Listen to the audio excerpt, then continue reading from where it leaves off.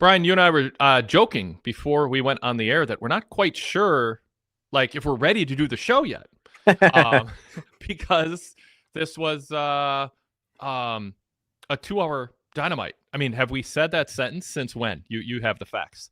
I believe my good friend Paul Fontaine shared with me April 1st. The Winnipeg show was the last time that there was like a non-crazy 2 hour, the 30-minute Dynamite. So I'm just, like you. I was going down the card and I saw the main event started with a quarter till left.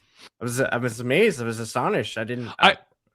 I thought when the main event ended, Brian, they were going to do a 20-minute video package. Like I thought so too. Yeah, I just didn't expect that. Anyway, we're not. It's sort of joking. I mean, just lighthearted reaction to that aside.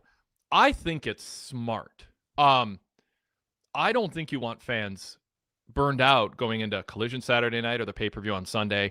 I don't think there's a good reason to have a show longer than 2 hours, especially when you're taping Collision right after this. And so I think they are. I think they're doing Collision right after Dynamite at the taping. So you don't want the fans burned out either. I'm totally fine with it. I mean, there's no reason to bloat the show and, leave people hungry, leave people wanting more. And so from that standpoint, I'm fine with it. And I would have voted for a tidy 2-hour show.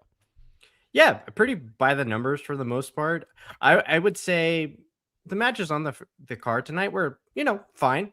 Nothing like blow away. I think the main event was probably the best match on the show. But I don't know. It was kind of interesting to see folks maybe kind of just, hey, we're going to go maybe 50% because we're not going to kill ourselves tonight because like you said, and like you mentioned, you don't want to wear out them. Like, could you imagine them going crazy and then hurting themselves? And, would you akin this to a very WWE crowd adjacent? Just a little bit. They were very polite. They would like cheer for the big spots, but nothing too crazy. Yeah, I mean, WWE has diverse crowds, but I get what you're saying when you say that. It didn't. I think the thought would be this would be a rabid crowd. We get to see these stars, and it was a good crowd. But like, what did they have to react to? Like Perry came out, and some fans were waving their arms in the air. But if you looked kind of in the stands, there weren't a ton. Swerve didn't get a super heated reaction either way, but he's sort of, I mean, they're like happy to see him, but it wasn't like, whoa, it didn't feel, part of it was, it didn't feel like a main event, but to those fans, it wasn't. It's the middle of the night. It's the middle of the show. They got more coming up, including Jericho in that announced 6-man tag match. And even like Moxley and we can't talk about every subject quickly, or we can do a 2-minute, or we'll do a 10-minute show and be out of topic. So we'll delve more into some of this stuff, but there weren't strong heel babyface dynamics to get them into it other than the 6-man tag. And I thought they, reacted enthusiastically to Copeland and the Bucks. Enjoyed seeing Christian Cage do his thing. But yeah, I mean, it was I like the strategy. I don't think everyone's going to love it. I think people want to go home show to be like, oh my God, adrenaline rush. And this wasn't it, but but ending with Swerve and Jack Perry as your main event. And I wrote this in my TV report at pwtorch.com. It was a good match. I agree with you, Brian. It was like, maybe I probably have Moxley, Claudio higher, but they were all, I mean, even Nigel and O'Reilly is exactly what you would expect them to do and the kind of match they'd want to have. And it was fine. The 6-man was fine too. 4 matches were fine. It's just like rank them however you want, but it didn't feel like a main event. Like there just wasn't a build or a backstory or consequences to it. And so this did feel like a show where they just kind of wanted you to go, I still got a lot of energy left for Sunday. Sunday afternoon, by the way, everybody. This is a Sunday 1 Eastern start time. That's 10 a.m. Pacific time. So it's going to be a long afternoon, but not a late night for people in the United States. Oh, late night for me, though. Yeah. Well, not 2 a.m. If I'm back at the hotel by midnight, Wade, I'll consider that a win. Okay. All right. Good deal. Well, Zach Barber says, can we accept super chat from Zach? Thank you, Zach. Appreciate it. Can we accept that All In is going to be a 6-hour show tonight and not make it a talking point on Sunday? Pretty please.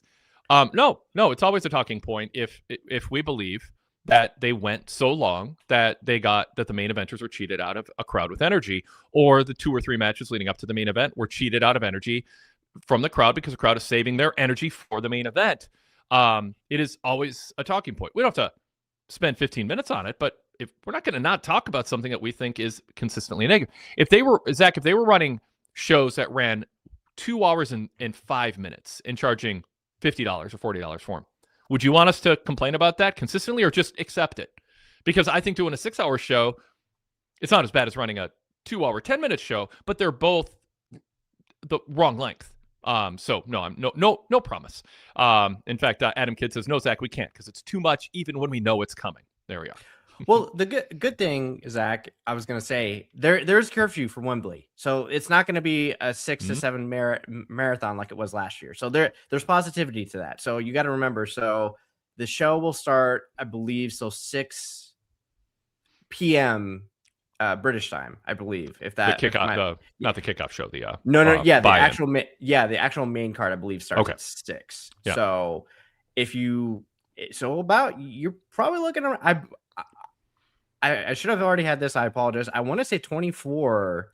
The card might have been 4 hours and maybe 15, 20 minutes, just because they've got the curfew. And plus, you have to remember, too, there's also that issue where they can't do a lot of pyro as well. So that'll kind of keep them on point. Yeah. The day that pyro adds length to a show is going to be crazy. I don't know if that's going to change the length of the show, Brian. I mean, I guess Darby did add to the show last week because he was waiting for pyro. That did add to the length of Dynamite. Yeah, if we're going to call back to that. All right. So big picture, we had a Will Ospreay promo at the beginning, and it was basic. He didn't overstay his welcome. It wasn't super short. It was like 5+ minutes, but it felt localized. It almost felt like cameras were filming before the show went on the air. We got to watch it, talk about local sports heroes, and I'm glad to be back in this city and this area, this country. This is where I got my start before I was big in Japan. I mean, it was fine. And then I thought he showed good QB1. We'll just use a phrase of the year. Hopefully we're not still talking about it 2 years from now. It'll be stale. But you want him to be the QB1 of AEW if he's going into this main event at Wembley, 40, maybe 50,000 people in the stadium now. You want him to come across not like a boy in a man's body who makes bad decisions and is easily influenced and is a simpleton. And he's touched on all those traits, some strategically, some just happenstance. It's kind of, how he is when he's just kind of going out there. This was a guy going, don't bring up my son. You're going to pay a price for that. I'm doing this for my dad. I'm doing this for my son. I'm doing this for my wife. And you have a price to pay for bringing my son into it. He said, you don't want to F around with a man who is looking after a boy. And then he said, it's time to bring him home. And the crowd is chanting, F him up, Ospreay, F him up. So they got some enthusiasm here. And again, there's a little bit of the way Ospreay turns to the camera that feels a little performative. But I'm actually kind of okay with it because it's sort of like a thing he does as opposed to a thing he's doing. Do you understand the difference there? No, for sure. Yeah. Talk about that. No, it's interesting you say that because I don't know if you saw the Ariel Helwani interview he said. And in the discussion, Ariel asked him about, the differences between AEW and WWE and like why AEW appeals to him more. He says he has no desire to go out there with a script. He goes out there to waffle. And that's exactly what Will Ospreay does. And I kind of admire that just because, I can't, because he debuted in 24 as far as full time. I can't really remember one. Well, I mean, there was like one, I guess, bit of promo ish that people didn't like, but like all things considered, for not really having that mainstream ability just to be on camera and being able to talk to you like humans, whether Ospreay is your cup of tea or not, no pun intended, but like he's authentically, I feel like his personality and what he's delivering, that's him.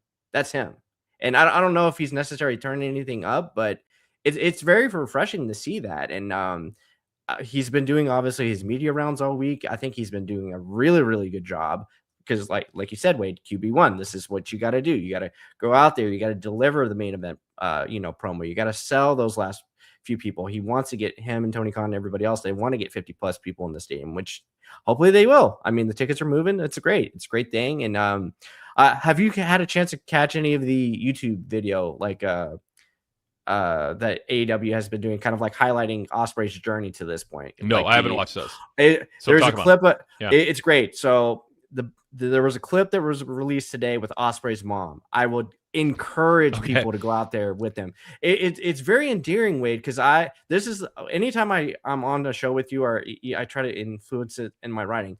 Why should I care about you? And there was a bit with his mom indicating the school, basically, I believe there was a school that I believe, I want to say it's performance arts perhaps, but basically he did so well in the performance he wasn't accepted because he didn't get like a C in his math or English. And his mom said, what a bunch of idiots, because who's a performer out of all that school? You're on mainstream television. And it goes through Osprey doubting himself. I didn't know what I wanted to do. I thought I was worthless. And his mom is right there with him the whole time, kind of talking through it. It's very, very endearing. I was kind of just hoping they would have put that on television tonight. I guess Sunday night or Saturday night after Collision, they're going to have their buy-in. I mean, their what do they call it? Not the buy-in show. The preview, whatever, the preview. I forget too. Yes. Yeah, there's a signature name for it. And they mentioned it tonight. So maybe we'll get some of that there, because they shouldn't put their, like, I always quote Cody, you shouldn't need shoulder content to follow what we're doing here, but you also don't want to leave really good shoulder content unseen by the people who aren't on social media a lot watching clips. You don't want to hide that from a big part of your audience. There's a comment here. Let me scroll to it. Yes, I'll throw a couple things up here. That Bob Bowman said, if that show was supposed to make me want to buy All In, it failed miserably. Zach Barber says the video package was a good final sales pitch for the main event, and we'll talk about that. Talking about videos, that's kind of why I wanted to go to this. But then Bob Bowman says, if you don't care about Ospreay and Omega, that promo package wasn't going to change anything.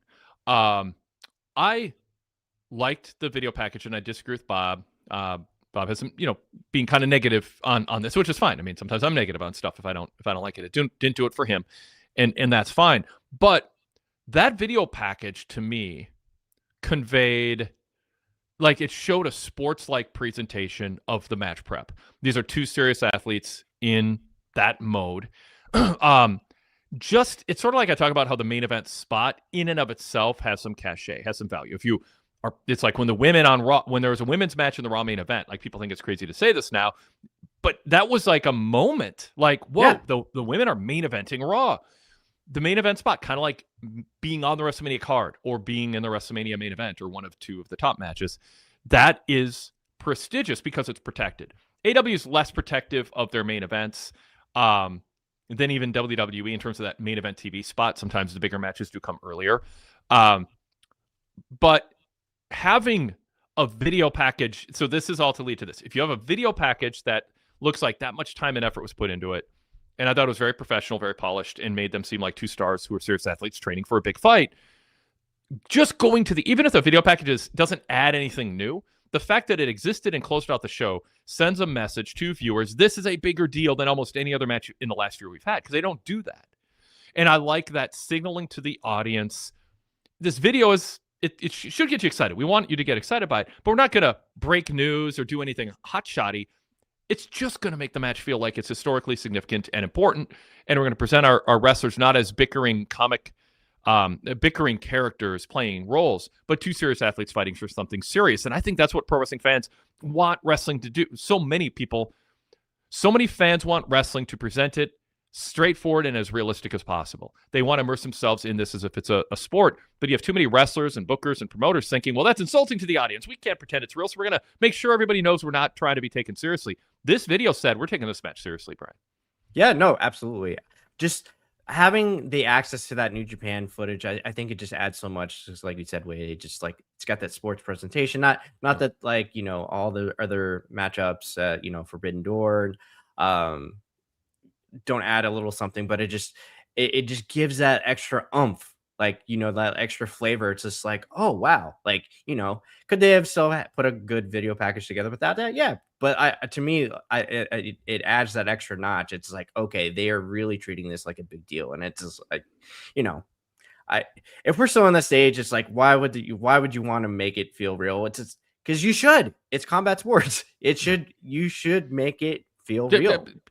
Field of Dreams was about baseball. They didn't have farcical baseball. They had like an actual baseball game. And I mean, I don't know.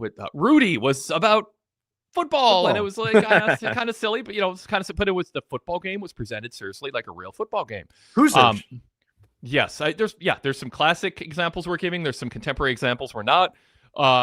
Heck, heated rivalry treated hockey serious. They didn't treat it like some silly offshoot of some parody of a sport. Like this, Yes. Pro wrestling should not feel like a parody of combat sports. It should feel like a presentation of a combat sport that if you didn't just get done watching MMA and realize how silly a lot of the stuff in pro wrestling really is if it were a real fight, but if you're consistent in the presentation and sell it, it doesn't matter.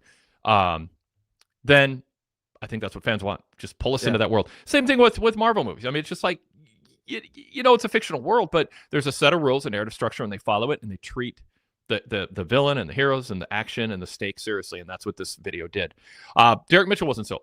I thought the video package was okay, but to me, this match is still missing a big match feel. So, Brian, I ask you, let's pull back a little bit from tonight's show. Okay. This is it. I mean, there's, collision. There's not going to be anything new with Will or Kenny probably on that show. I don't know. Maybe do something with more. I don't know if there's more to do. But let's say there isn't. Did they land the plane, so to speak? I don't love that phrase. It's a little bit overdone. But, did they get the most out of what they could to build this match up? And that's, of course, not. Nobody ever gets everything you can out of it. But do you give them a B+, an A-, a C-? Where are you on if you go back 2 months and you go, this is going to be the match, and you imagine or a feeling you would have days beforehand, did they do that?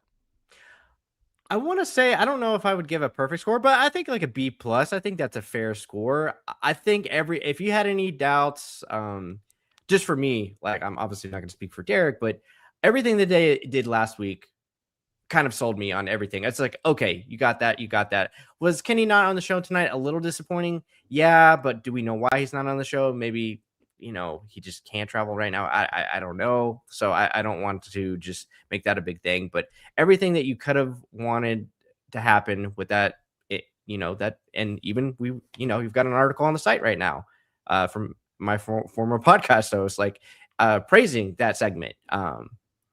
And I really enjoyed that. And that's exactly what I kind of wanted. And, I know Omega kind of being this tweener is not great ideally, but, I think he's finding a nice little balance where he's trying to find that inner cleaner.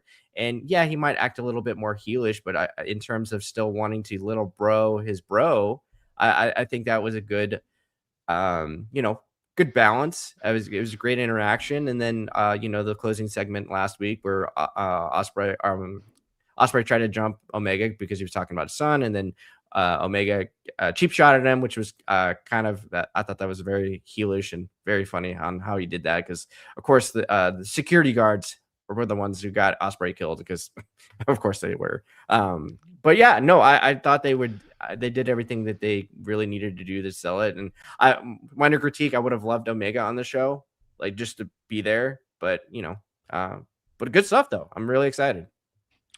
You mentioned Kenny was a tweener, and I don't know that the issue. I mean, one, I just want to ban that term because it means different things to different people, and I think if we use different words than that, and this isn't to come down to you, Brian, I'm just sort of saying I think there are terms in wrestling we use that lose their meaning over time or end up meaning different things to different people.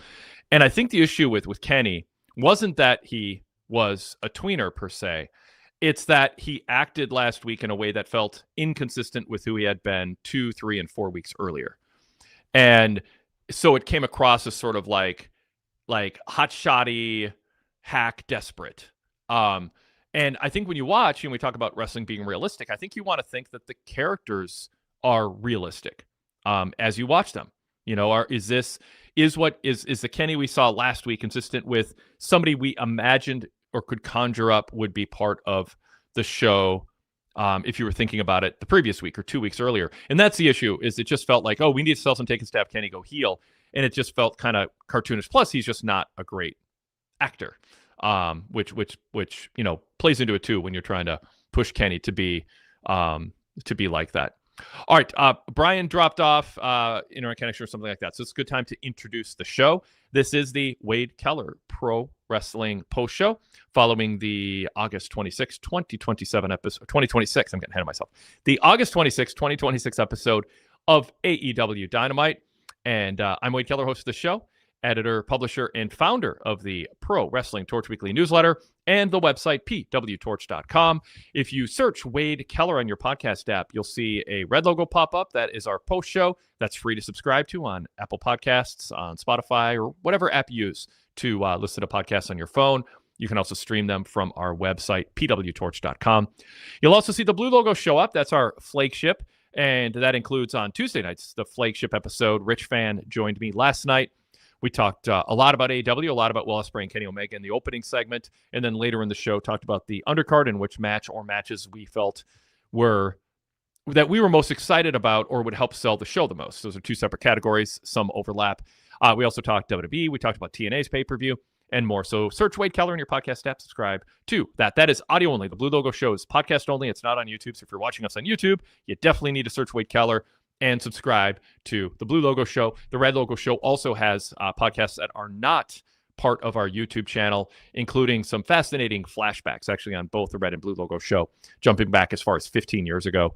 Really interesting hearing us talk about 5 years ago AEW issues, and then what wrestling was like 10 years ago before AEW launched, and 15 years ago with everything different going on in that world, but a lot of the same players. So hope you're checking those out and enjoying those flashbacks. Again, search Wade Keller to get those. While you're at it, search PWTorch. That is the way to find our PWTorch Dailycast. The PWTorch Dailycast includes a different show each day of the week with different themes, different topics, and different pairs of co-hosts. That includes the All Elite Conversation Club, covering AEW with Joel Donnell and Greg Canner.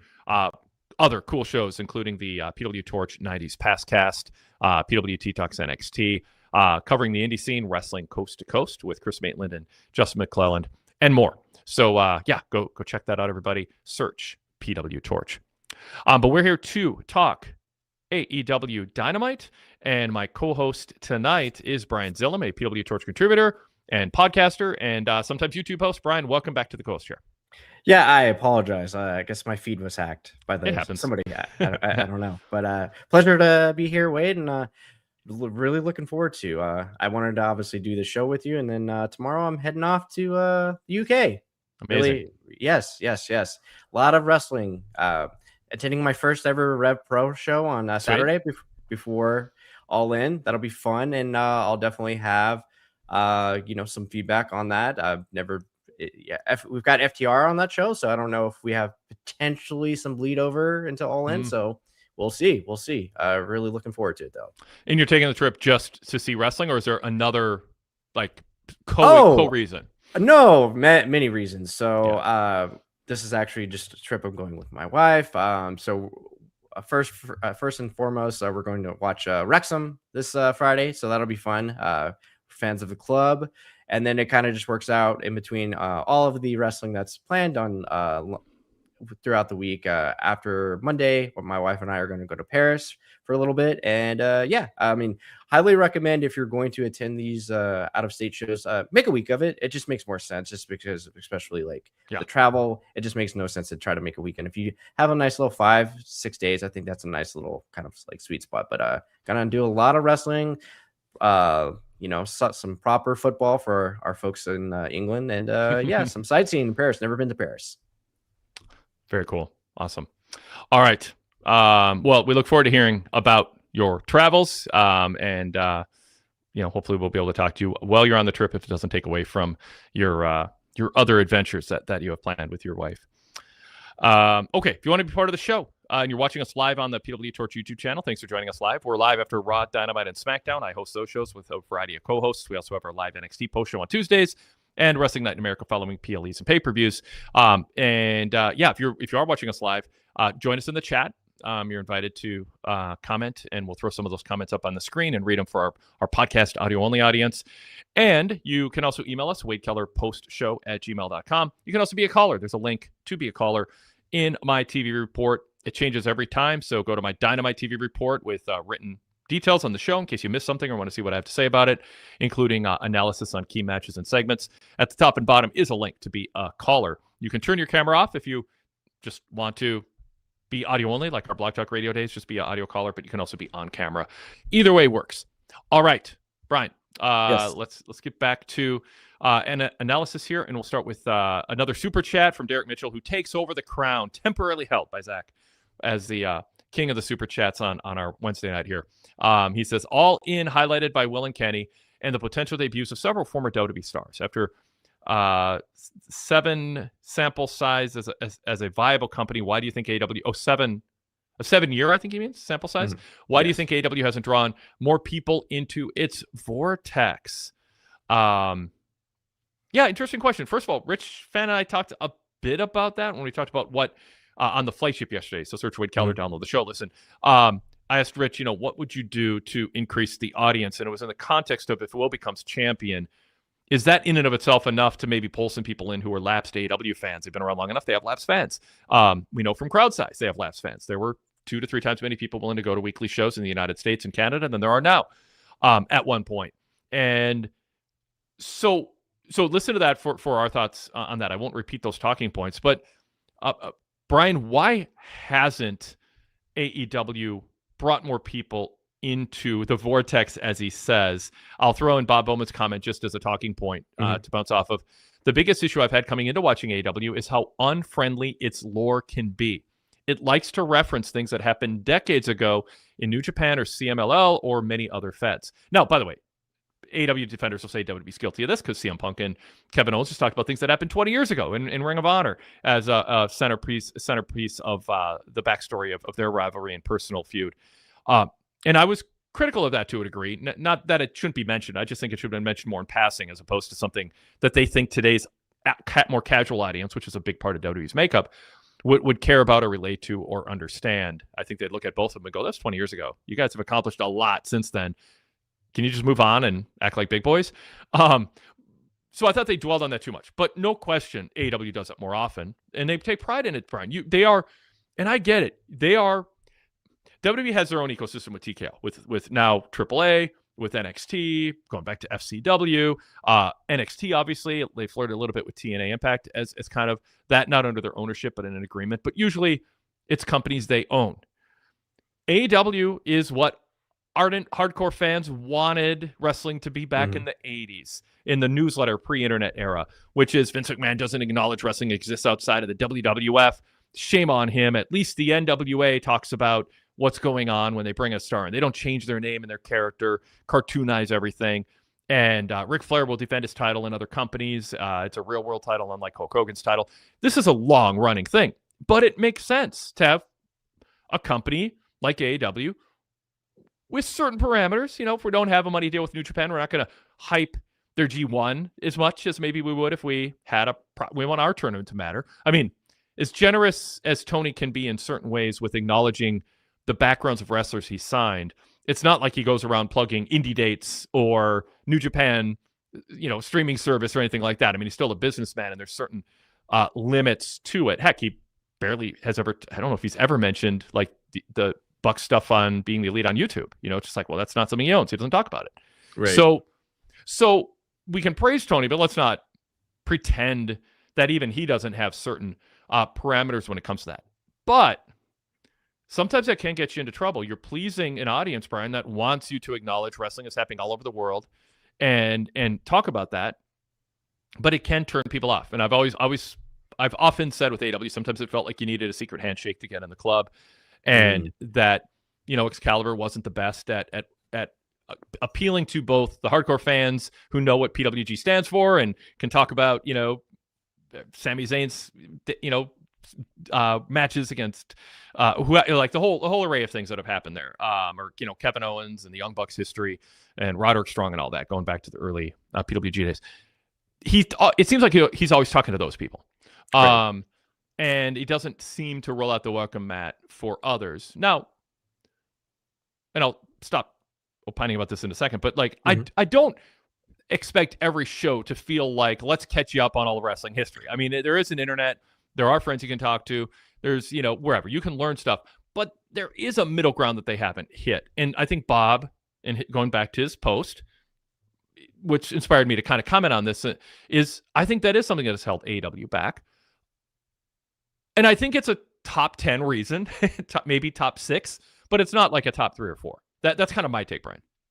No, I agree. And then if we're going just back to like Derek's original super chat is as far as how do we get more Laps fans back? And I think you and I have been on discussions before and emphasized how important it is to get young talent on TV and start promoting them. These should be the next stars. Promoting these should, whenever the new extent like the new deal is announced, these people should be on the forefront, not Moxley, not the Bucks, not Kenny. It should be people like Kevin Knight, who we've praised profusely before, and these should be the guys that we really need to start integrating the younger generations, like WWE is with Obafemi. You need to get these people on the forefront of your building, just because, Moxley's great. I love John Moxley is one of my favorites, but even he's not going to get anybody really into the door at this point. It's you either like and consume AEW and you're fine with it,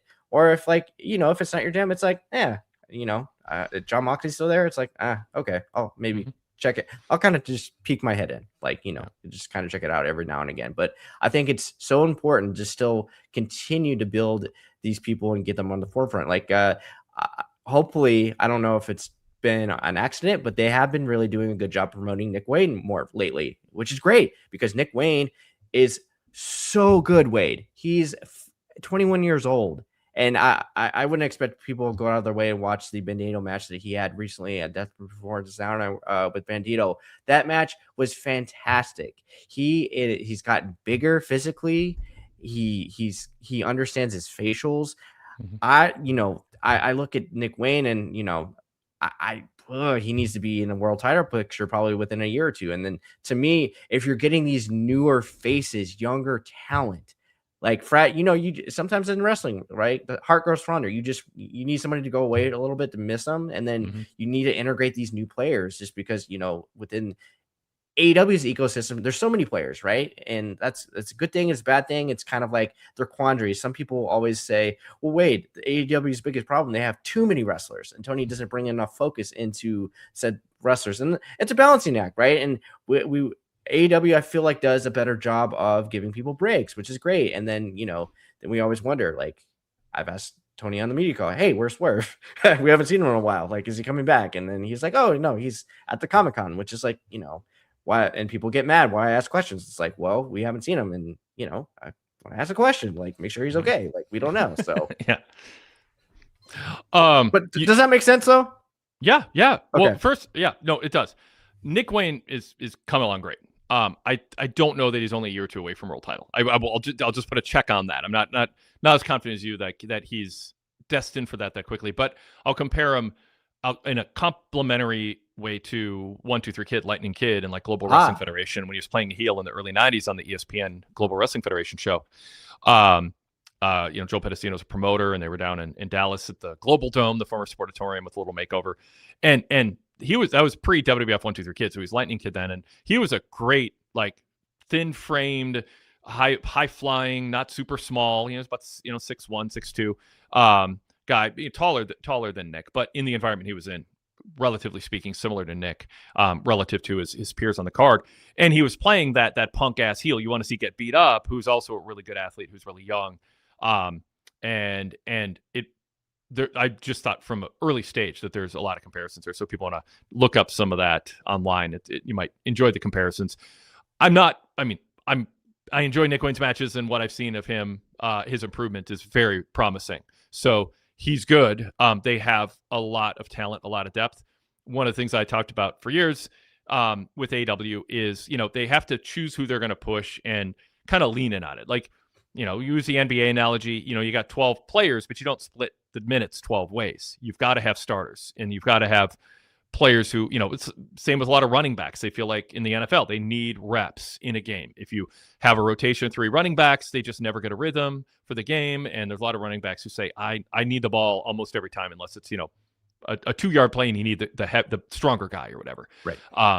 So AEW needs to get in the business of certain people. And I'll use that to ask if Will Ospreay's done a good job with that, going full circle back to my question about the build for this match, which I think deserves the focus of conversation. That is more than anything what's selling tickets and selling pay-per-view buys going into Sunday is, do you feel you want to watch the whole product? I mean, that's part of it. There's a lot of good matches on this show, but in the end, you're buying a pay-per-view to witness history happen live and say you were there for it and have opinions on what the finish was and how they told the story.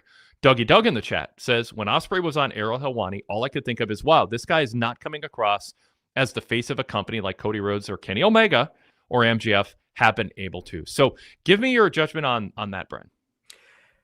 I would say it's, if you want to judge it by like star power and like, getting somebody in the room, I think all three of those people are better than Will doing that. However, if we're just speaking in this circumstance, if he alone is able to get 50,000 people in the building on Sunday, then mission accomplished. Now people will go back and forth like, well, MJF could have easily done it. MJF could have done this and that.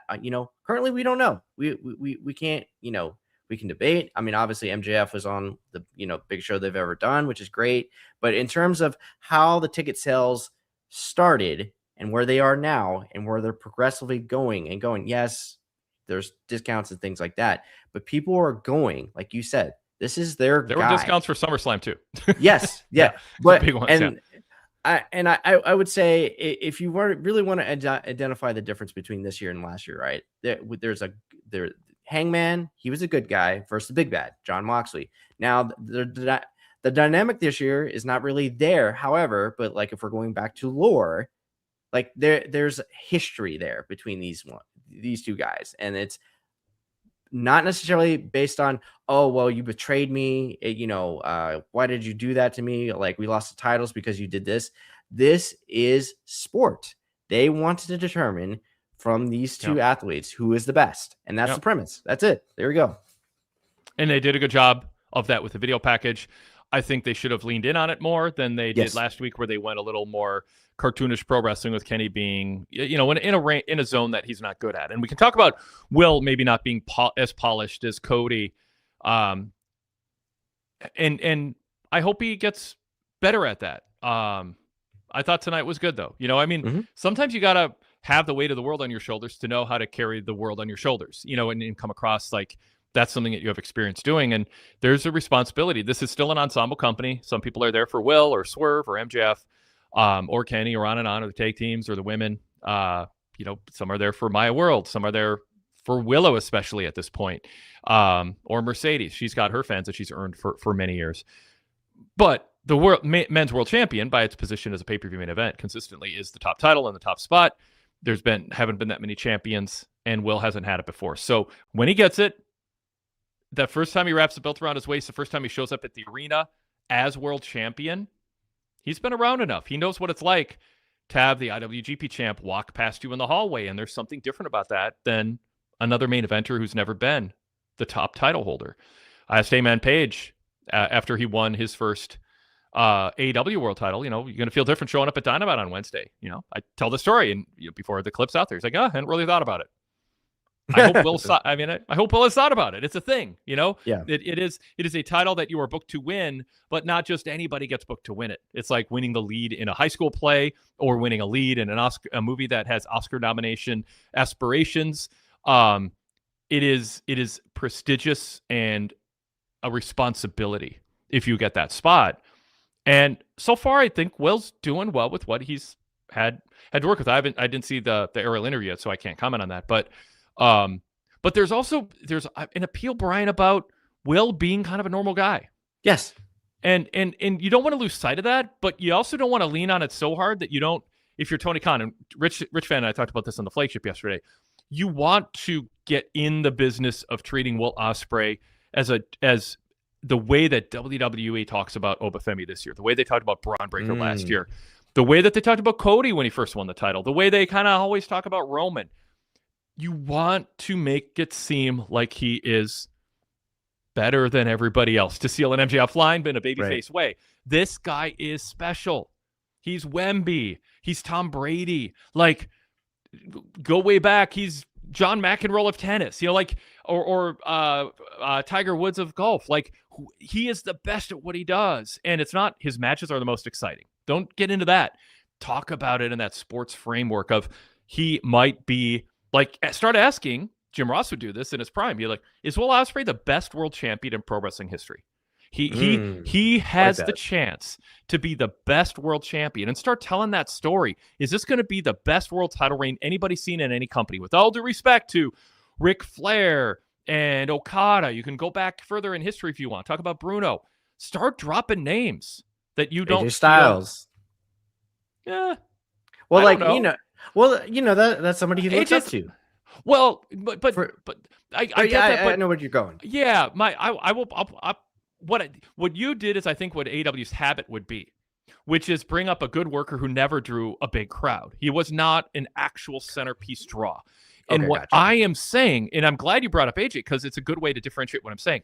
This isn't about somebody who was a darling of the sickos or who, was the reason to tune into TNA pay-per-views when they were doing inferior numbers to WWE, or was the B champion in WWE but never the guy. I mean, compare Will Ospreay to Bruno Sammartino, Ric Flair, Tiger Woods, John McEnroe, Tom Brady. It is an elite level. AJ Styles is like 2 levels below that, and I love AJ's work. Mm-hmm. I love him, and I will praise him in every other context but this. But he's not the guy you want to compare Will Ospreay to. That's what I fear fans will compare him to. That he's the good worker without a strong personality, who's not a big draw, who's just going to give you good main events. Talk about him differently. Don't do it if it won't work. But Will Ospreay has something AJ Styles doesn't have. There is a charisma, a look, a marquee lead in a movie look that he has that AJ did not have. He's got a connection promo-wise where he's not searching for who he is. He just is who he is. AJ was kind of searching. What am I going to be? Played heel and face and kind of played different roles, kind of like we saw Kenny in a compact 3-week period do this month. Will is Will. We know who he is. So I would start telling the story. He has a chance to be have the greatest world title reign ever because of the quality of opposition, the fact that he's winning it at the beginning of his prime, that he beat somebody of Kenny Omega's stature to win the title, and he did so clean. Like, all those things go into telling a story. Are we eyewitness to the best world title reign in pro wrestling? It was over the top and laughable in COVID when Vince McMahon decided Edge and Randy Orton was going to be the greatest wrestling match ever. I mean, it's still like ridiculous. But I want AEW not to be ridiculous, but I want them to be a little more brazen when it comes to building up who they are in the business of promoting in the main events. You want kids to go, if I buy a Will Ospreay t-shirt and I wear it to school or I wear it to the mall, whatever, I want people to know I recognize who maybe is going to have the greatest title reign and be the best world champion in all of pro wrestling history. That's why I'm wearing a shirt. And that's why I will travel across the ocean to see him. That's the business I'd be in. And I think if you tell that story, I think Will might grow into it and carry himself in a way that works. But maybe you need the machinery around him to help a little bit. No, I like that. That's good. I like that a lot. Yeah. Cool. Okay. I am seeing if I want to throw up a comment here. Now let's bring Adam Kidd in the conversation. Adam Kidd, our caller on hold here. Adam, good to see you. Good to talk to you again. How's it going? How's everybody doing? Great. Doing good. Just a few things. I was a little disappointed overall in the show tonight. I didn't think they did enough to fire people up to get the show. I think they're very resting on their laurels that people are just going to buy it. That's the way it came across for me. I understand not having a bunch of crazy chances taken with your performers as far as an in-ring, because you don't want, God forbid, to hurt one of the main players come Sunday. But you could have done a little bit more, I think, to sell some of the undercard as well. I think they did a good job of starting the show with Will, ending with the video package to drive home the main event. Yep. They didn't do enough for me for the rest of the show, because there isn't a whole lot on the rest of the show that's got me fired up to want to get the show. I think we're, and it's a philosophy difference for me. I can fully own that. I think they're pushing the wrong people. We're sitting here talking about Will, and you're say he's going to be the greatest champion. He's got to prove to me he can do the other things other than the wrestling part. And I'm not sold that he can. But part of my argument for promoting him that way is taking into account what you're saying, that he is not out there cutting Ric Flair promos. He's not out there cutting Stone Cold Steve Austin promos. There is a little bit more, I don't know, I'm trying to think of, there's a better example, but, Derek Mitchell brought up Rick Steamboat. He says, do you think there's any comparison between Ospreay and Ricky Steamboat in 1989, given Steamboat didn't have the promo ability, but both were great performers? I'd go back to the early 80s with Steamboat when he was more closer to Will's age and athletically at the best in the business at that time. Those bootleg house show matches with Steamboat and Flair put to shame 1989, by the way, the ones from early 80s. Early to mid 80s, yeah. There's a few of them out there. So Adam, so my point here is I think Will has enough in his, like I said, he has that marquee QB1 look. You look at him and you go, that guy's a star. He talks and you go, he's not full of himself, but there's an athlete's confidence to the way that he carries himself. And the what I would make sure he doesn't do is come across as a tryhard, like he's trying to be something he's not. You want him to be this authentic Will Ospreay, international, once-in-a-generation athlete. But I agree with you, Adam. There's some things that aren't there. That's why I'm advocating for this. Give him something else that fans can talk about, because I think the story can carry Will rather than Will carry the story. If the story is, and I don't mean to be super specific about this, and now AEW won't do it if they got to them, because it's like, oh, Wade said, now we're doing it. So I almost hate to talk about it, but for illustrative purposes, I'm saying, if you say, are we witnessing the beginning of the greatest world championship reign ever? Some people might go, well, that's getting a little ahead of yourself. Well, that's fine. You're promoters. Fans build in an expectation for a little brazenness as long as it's self-aware and not ludicrous. And it is not ludicrous to say, well, Ospreay is capable with AEW's roster and the agreement they have with other companies to have the greatest world title reign of all time. That can be his gimmick. And then he can just be himself. From the wrestling standpoint? I don't talk about wrestling quality ever in a wrestling show, ever. That's for fans and us to do. In the world of opening to closing credits on a wrestling show, nobody talks about the greatest the Chicago Bulls had close games and exciting games, and Michael Jordan's great to watch. But the reason they're the greatest team of their era is because they won championships. They beat the Portland Trail Blazers. They unseated, the previous generation of players. They fended off top teams. And the Utah Jazz or whatever it was at the time, in the finals. So don't talk about Will's 5 stars or he has great matches. Be broader. And I hate to say this, but think about the way Vince McMahon would talk about any of his top guys. In that he didn't talk about, whoa, Steve Austin's the best champion because he has better matches than that Hulk Hogan, who's an old guy now, and we're moving away from him. You don't ever talk about match quality. That sells itself. That presents itself. Everybody recognizes that. What you want to do is say he's the greatest world champion because he's facing the best competition in the world, and he is a great athlete who keeps getting better. Talk about it like the win is what matters most, and the series of wins. And the frequency of the defenses, the diversity of his opposition, the way that he wins without cheating. I think wrestling companies need to emphasize that more. What do we have? Michael Cole on Raw on Monday was critical of a cheating tactic and then said, but that is classic tag team wrestling during a match. Like in 2 sentences. He like I'll look up the exact quote. But like he was both critical and complimentary at the same time, which was an example of how WWE has lost their way in the sense that it does matter if the prestige of somebody's title reign depends upon how they retain the title. And that's a little bit in the narrative with Roman Reigns, and it should be thrown back at him. And that's important that you let people know that winning clean adds prestige to your reign. Otherwise, you're making babyfaces seem like fools for not cheating and having friends at ringside interfering on their behalf.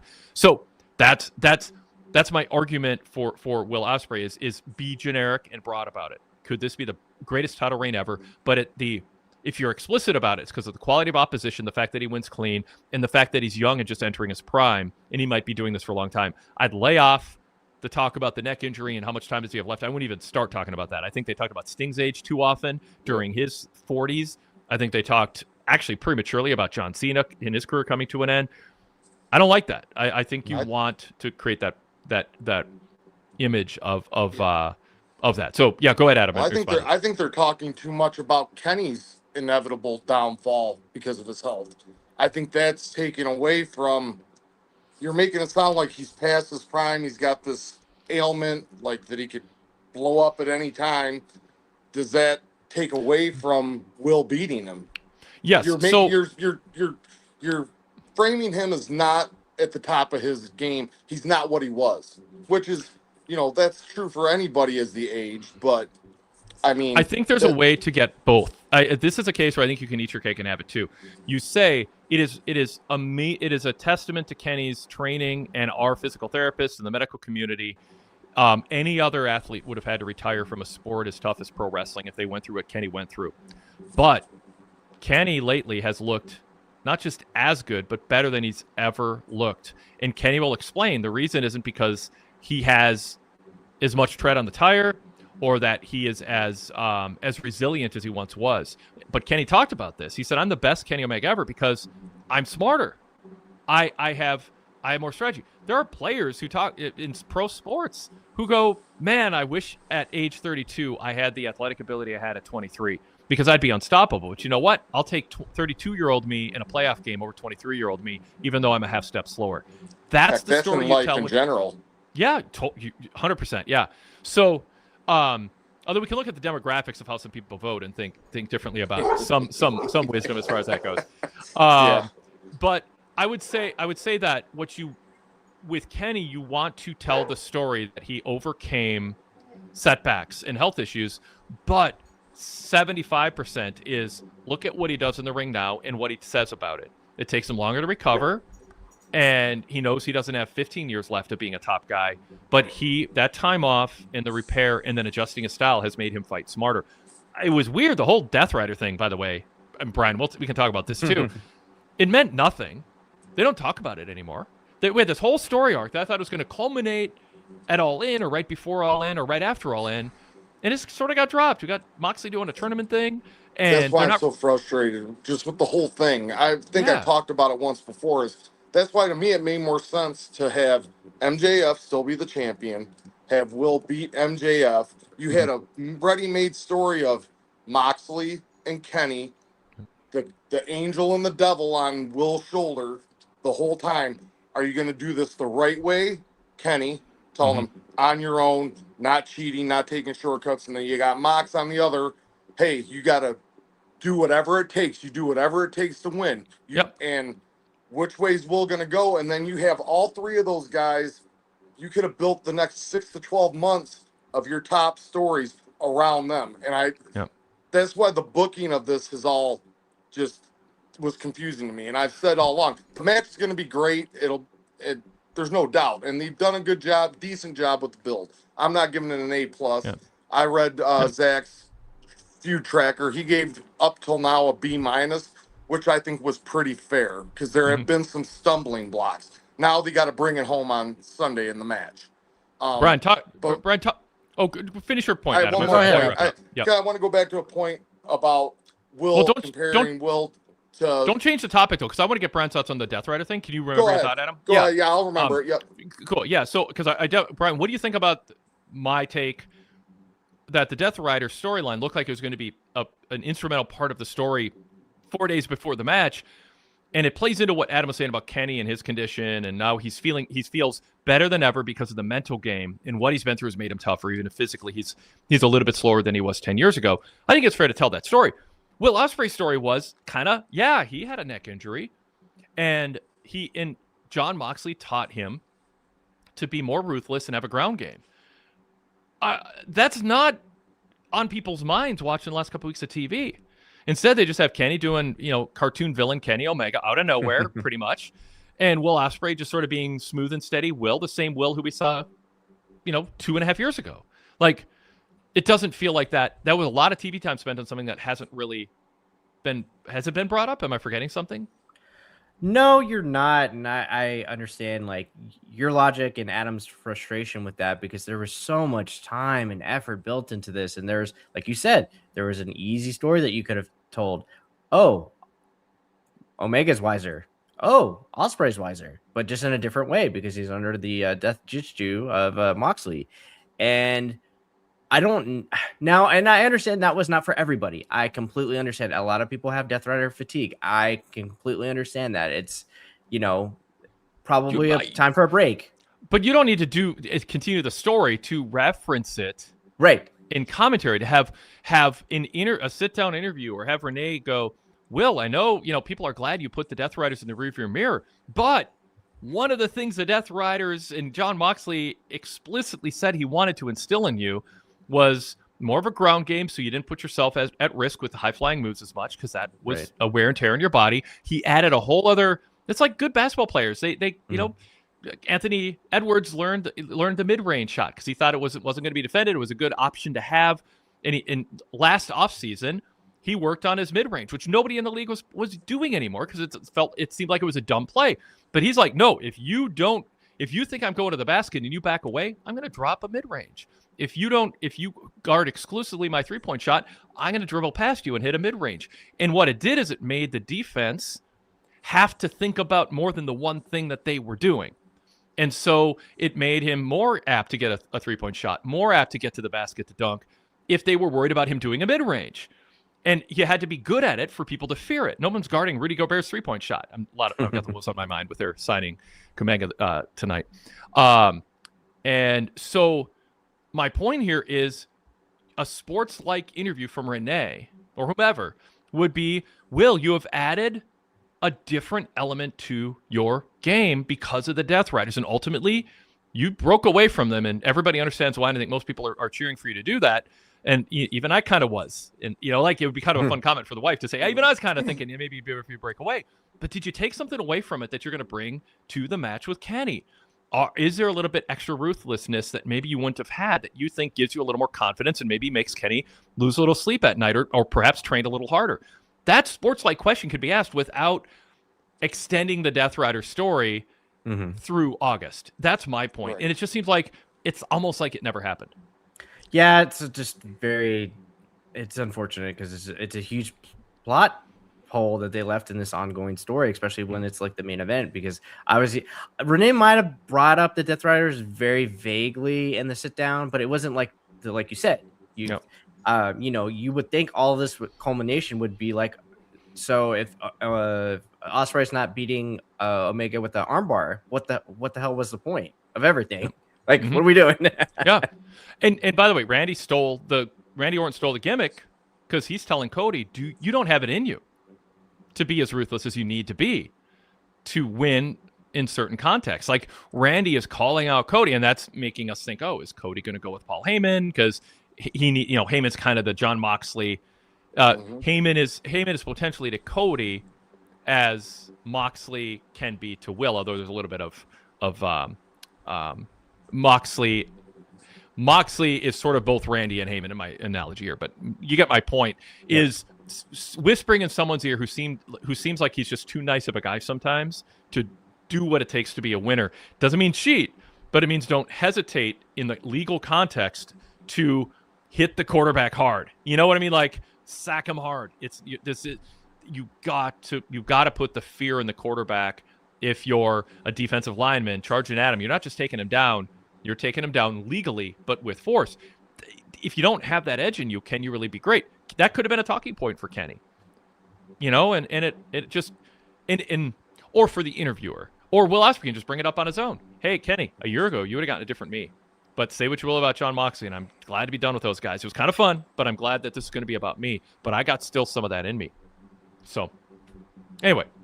By the way, Derek Mitchell says, Wade, I was going to say the same thing about Will and the Death Rider story that seemingly meant nothing with no viable payoff. I agree with Adam. It's frustrating, especially with Kenny's fake villain persona.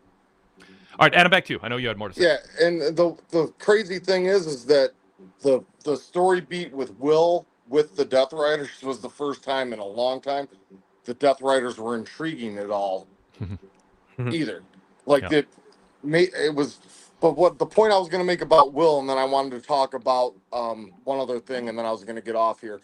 I'd say a fair comparison of where he's at right now, stepping into the top guy, is probably more, I think, HBK when he won the Childhood Dream. He's more in that, not there yet as far as the full package, but has time to grow into the parts that he's lacking if he puts the work in. Because HBK wasn't a great promo then, didn't exude, was bad as a baby face.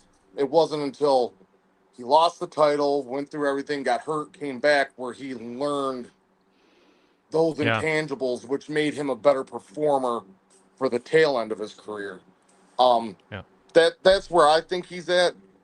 I think he can get there. He just needs a governor on him a little bit. He gets a little too goofy for me sometimes. Yeah, I get it. But people were talking about Cody, like he does a better job in the interviews. I haven't watched the Ariel Helwani interview. To say Cody's too polished. I wouldn't want him to be Cody, because that's where I always say where Cody comes across as fake to me. It's not that he's fake. I think he genuinely, fake's probably a bad word. He generally is a person who comes across as so polished and so meticulous that it feels like it can't be real, even though that's just kind of who he is. Yeah, and it might be he really feels the way he feels, but he's the persona is he's turning it up a few notches of extra cheesiness. Yeah. That's my take on Cody. But at the end of the day, it's going to be a great match, hopefully, on Sunday. Be a crowning moment and all the good, fun stuff. The other main thing I wanted to talk about from tonight's show, and Christian Cage is so good at everything he does. I hope when he's done wrestling that Tony hires him to work with the young up-and-comers on character work. Yeah. Like, he could do a promo class. Like, that's what they need. Like, to me, I bag on TK a lot. TK has great ideas as far as putting great matches in the ring. I think he needs his Pat Patterson or somebody like that to where he can go to him and say, hey, I want to see these two in a feud together. Make it make sense. Give me the story for the feud. Then we get the great matches plus the story with it. The story part he lacks in, and it's just not his thing. It's not what he loved growing up. Wasn't the story. He loved the in-ring. And I personally gravitate more towards the story, and I want the in-ring to enhance the story, to be the finishing, the exclamation point at the end of the story, and tell the story in the ring. I think AEW can be that. I think they can be what you want them to be and not give up anything. I think so too. I think it's just the only thing that anybody would have to give up is Tony would have to give up a little bit of the credit and be willing to take that hit to his ego to work a little more in a collaborative manner. Because when you hear that he undid the whole neck brace thing because he couldn't stand for people to think that he wasn't running the show, that's a problem. He ruined what could have been a launching pad angle for his company because of his insecurities. And he might grow into realizing that saying that you get credit as a boss for collaboration and bringing people in to add a dimension that isn't one of your strengths. I mean, so yeah. I mean, it's just a great leader. Perfect example is like my job. My day job that I do is I am a UAW health and safety rep at a Ford plant here in Michigan. We built the Bronco and we built the Ford Ranger at my plant. Yeah. I work collaboratively with safety people from the company. We go out and there's an issue. It doesn't have to be my idea. I don't care if it's the important thing is that we get it right, not who gets the credit for it. That's being a team. That's looking out for the greater good of the whole, not just the individual. And if he gets to that point and brings in, and I've had this conversation with Zach Barber offline of this, and he's like, well, who's out there to hire? And obviously that's a great question. I don't know. It could be somebody that's on his roster right now that we don't know is a wonderful creative mind. Yep. Start getting that. It's going to make your company better. He's 4 phone calls away from having 3 good candidates. You know, I mean, he just has to ask the right questions to people he knows who. It might be somebody on the indie scene. It might be somebody who's currently in WWE near retirement. It could be whatever. Yeah, an ex-wrestler whose contract's up and he can pay him more. It could be somebody not afraid to pay. Yeah, exactly. And it could be somebody who's been retired from wrestling for 7 years. And you just you ask some of your veterans, who's a guy who's a mind for the business, who people don't even realize has a mind for the business, but not my strengths, but what you honestly believe would add to the AEW product that isn't part of my list of strengths. And there's a way to get that. Yep. I think so too. Yeah. Derek Mitchell says, I think Tony has to be open and have the willingness to have a Pat Patterson type person next to him. And he adds, I think some of Christian's best work is since he joined TNA in 2005 is what we've been seeing. Powder Repeat said Christian steamrolled right through the crowd singing. So the Mark says, Adam just explained why I'm not a diehard AEW fan. Where is Tony's Pat? Derek says, to Adam's point, Christian Cage understands his character and never deviates from it. I've always preferred him over Adam Copeland, whom I feel is overrated. Yeah, Christian's great. Going back to that.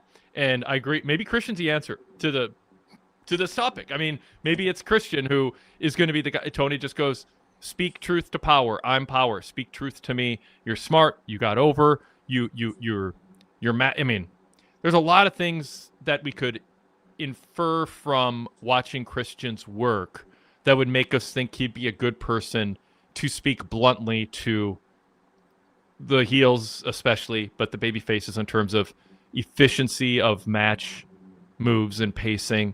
What you do between moves counts more than fitting in 2 more moves during that time. Playing your role unflinchingly, consistently, in a way that people buy in and go, I think that's who this guy is. I don't know if he was like that 25 years ago, but that's who he is now. Make people believe. Yeah. By the way, Zach Barber says, I could see Christian fitting that role, Adam. Yeah, I think he would be great at it. I really do. I mean, he's definitely has a better grasp on the overall business as a performer than his partner does. And I'll leave it at that. I don't think that Ed always has the greatest instincts. But I'm going to leave on that note. Thanks for having me on. First time I've been on with Brian. Thanks. I don't always agree a lot with some of Brian's opinions, but I can respect that. And it's always good to get other perspectives on this. 100%. So it's always respectful. It's always everybody go VIP. You're not going to get better, more unbiased, professional coverage of this business than you do from Wade and his staff. It's the best. So go VIP. Thank you. Everybody Adam, have a great night. Appreciate the endorsement. Thank you, Adam. No problem. I'll talk. Thanks, Adam. Yeah, graphics on the screen, pwtorchvipinfo.com is the latest rundown of VIP features. Got more stuff coming up. We're always adding to the lineup of features. Our new fall season is right around the corner, as we have said sometimes over the years when we come up with new stuff.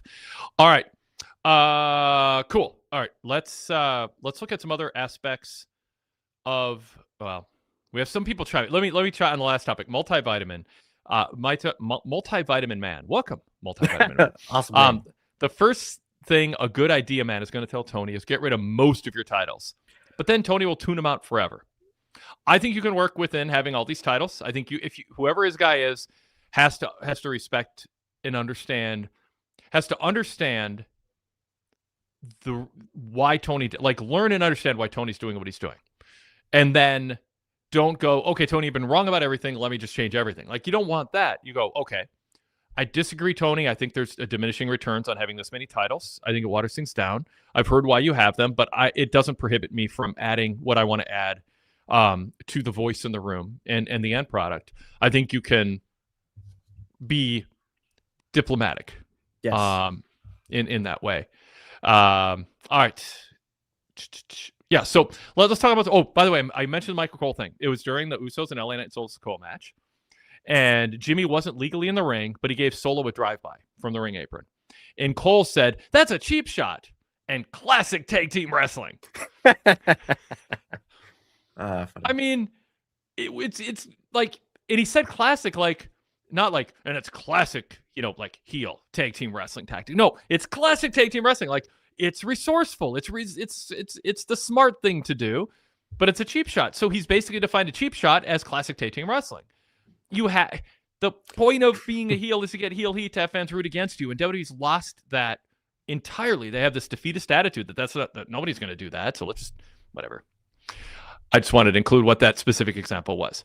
All right, so Brian, on tonight's show we had the advancement of the semifinals of the Continental Challenge Cup. I think I got that right. Yes.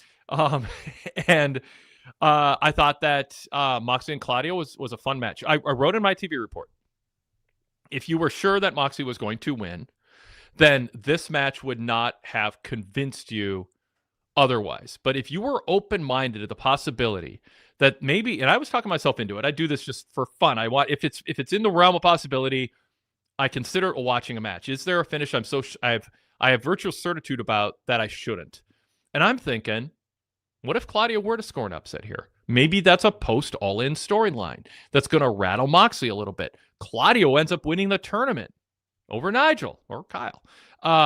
And now there's a dynamic change in the Death Riders.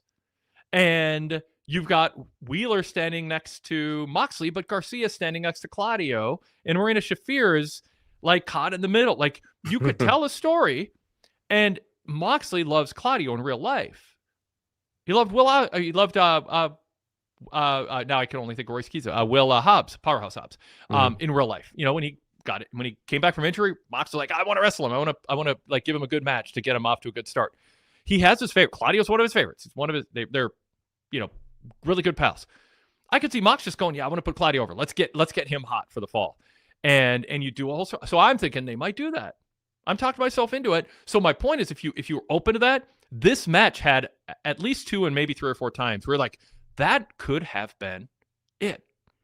So I think they did their job, and I don't think you should hold it against them that it was so obvious Moxley was going to win and face Nigel that the match wasn't exciting. There was a story to tell there. The problem was the announcers didn't tell that story.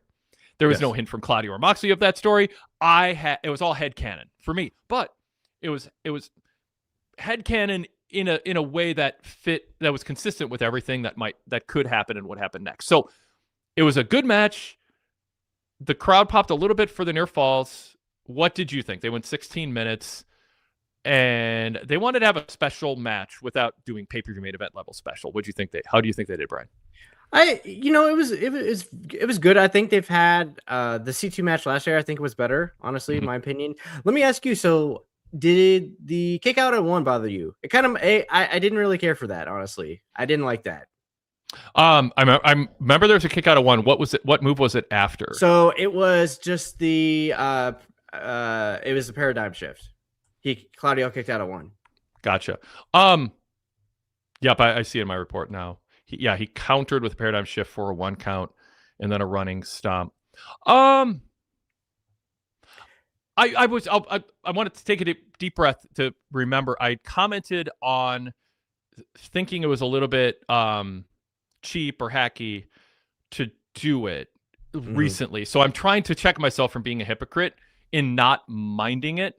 But Claudio was in control right before that because he was setting up a running European uppercut. Right. So all Moxley did is hit 1 move. It wasn't a 3-minute stretch of time leading to a finisher, or it wasn't the third finisher after 2 counts, and now it's a 1 count. It felt believable in the way that they did it. It's sort of like an exception that proves a rule. Like if you do it the right way, it can work, but don't do it without the awareness of how to make it the right thing. It's like, don't use a semicolon if you don't know how to use it. But it's a great tool in writing if you know how to use it. I thought it worked here because Claudio was 100% right before that move. Yeah, and something I didn't consider is if anybody's going to kick out of the paradigm shift at 1, his best friend, his best teammate. So I can get behind that. But like you said, it would have been really nice and refreshing if commentary took us on that journey. Unfortunately, they did not. Yep.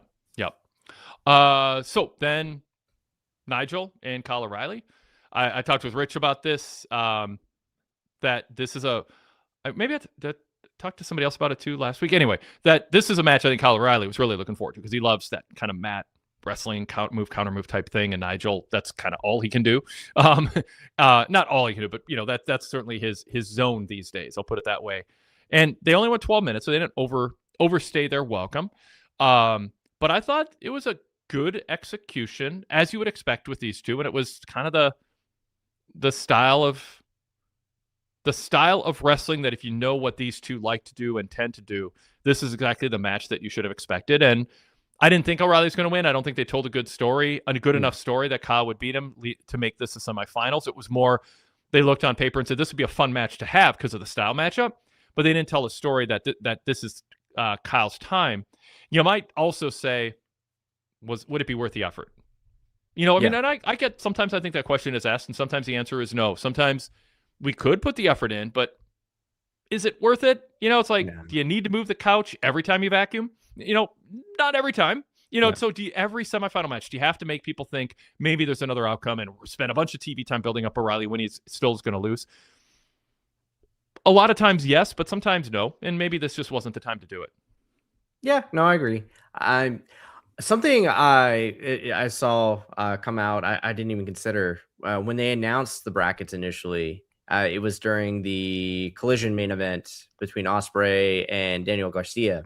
There was a little tete-a-tete between Nigel and Moxley. Moxley was very he was talking down to Nigel. It's like, oh, you're in this? Just kind of laughed him off. So my hope is we get a little bit more, hopefully, throughout the week in Collision of Moxley undermining. I was going to say, they don't have much time left to tell. No, not at all. And I think something, wait, like you said, if they just circle back to the Death Rider stuff, I heavily enjoyed the interaction with Nigel and Will Ospreay.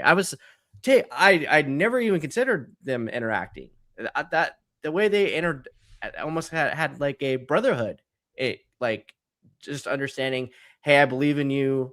You've got this. We've got this. We can both do this together. And I was just thinking in my head canon, what this could lead to. Could this actually lead to a partnership where Nigel is partnering with Will Ospreay versus Death Riders at one point? Could this lead to Will winning and Nigel losing, and then Nigel coming after Will Ospreay because he's so jealous?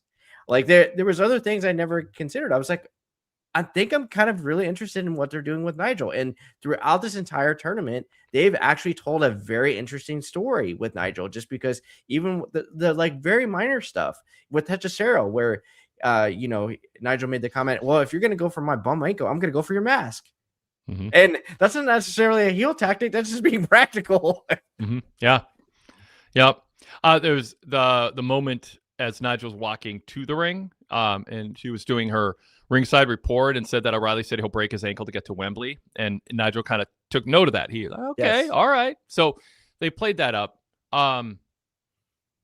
Yeah, I still think Nigel, to a lot of fans, not that AEW caters to the fans that this applies to, but they don't know his history. No. I mean, it was 20 years ago. I was at that St. Paul show where they wrestled a 60-minute match. We've been putting up 20 and 30 years ago house show reports, by the way, on pwtorch.com over the past week or so. It's like, I'm going to try to do that.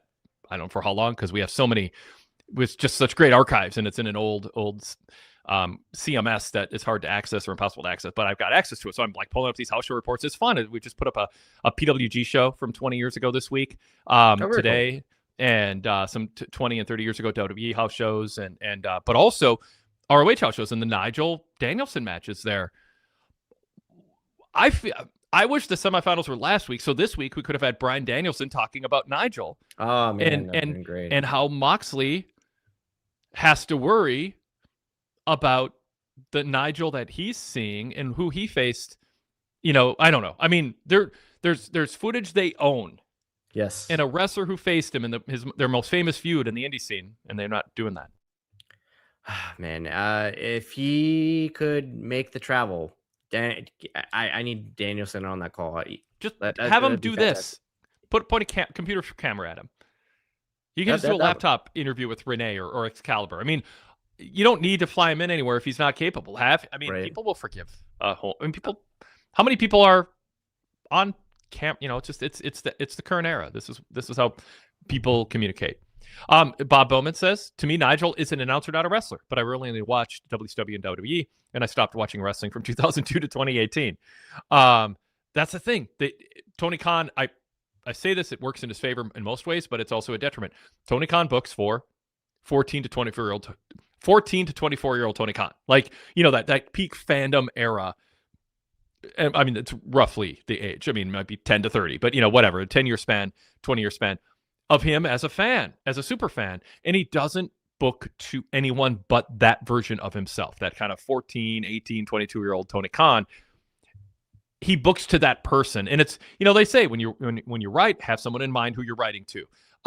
If you do comedy, have somebody who you're trying to make laugh in your mind.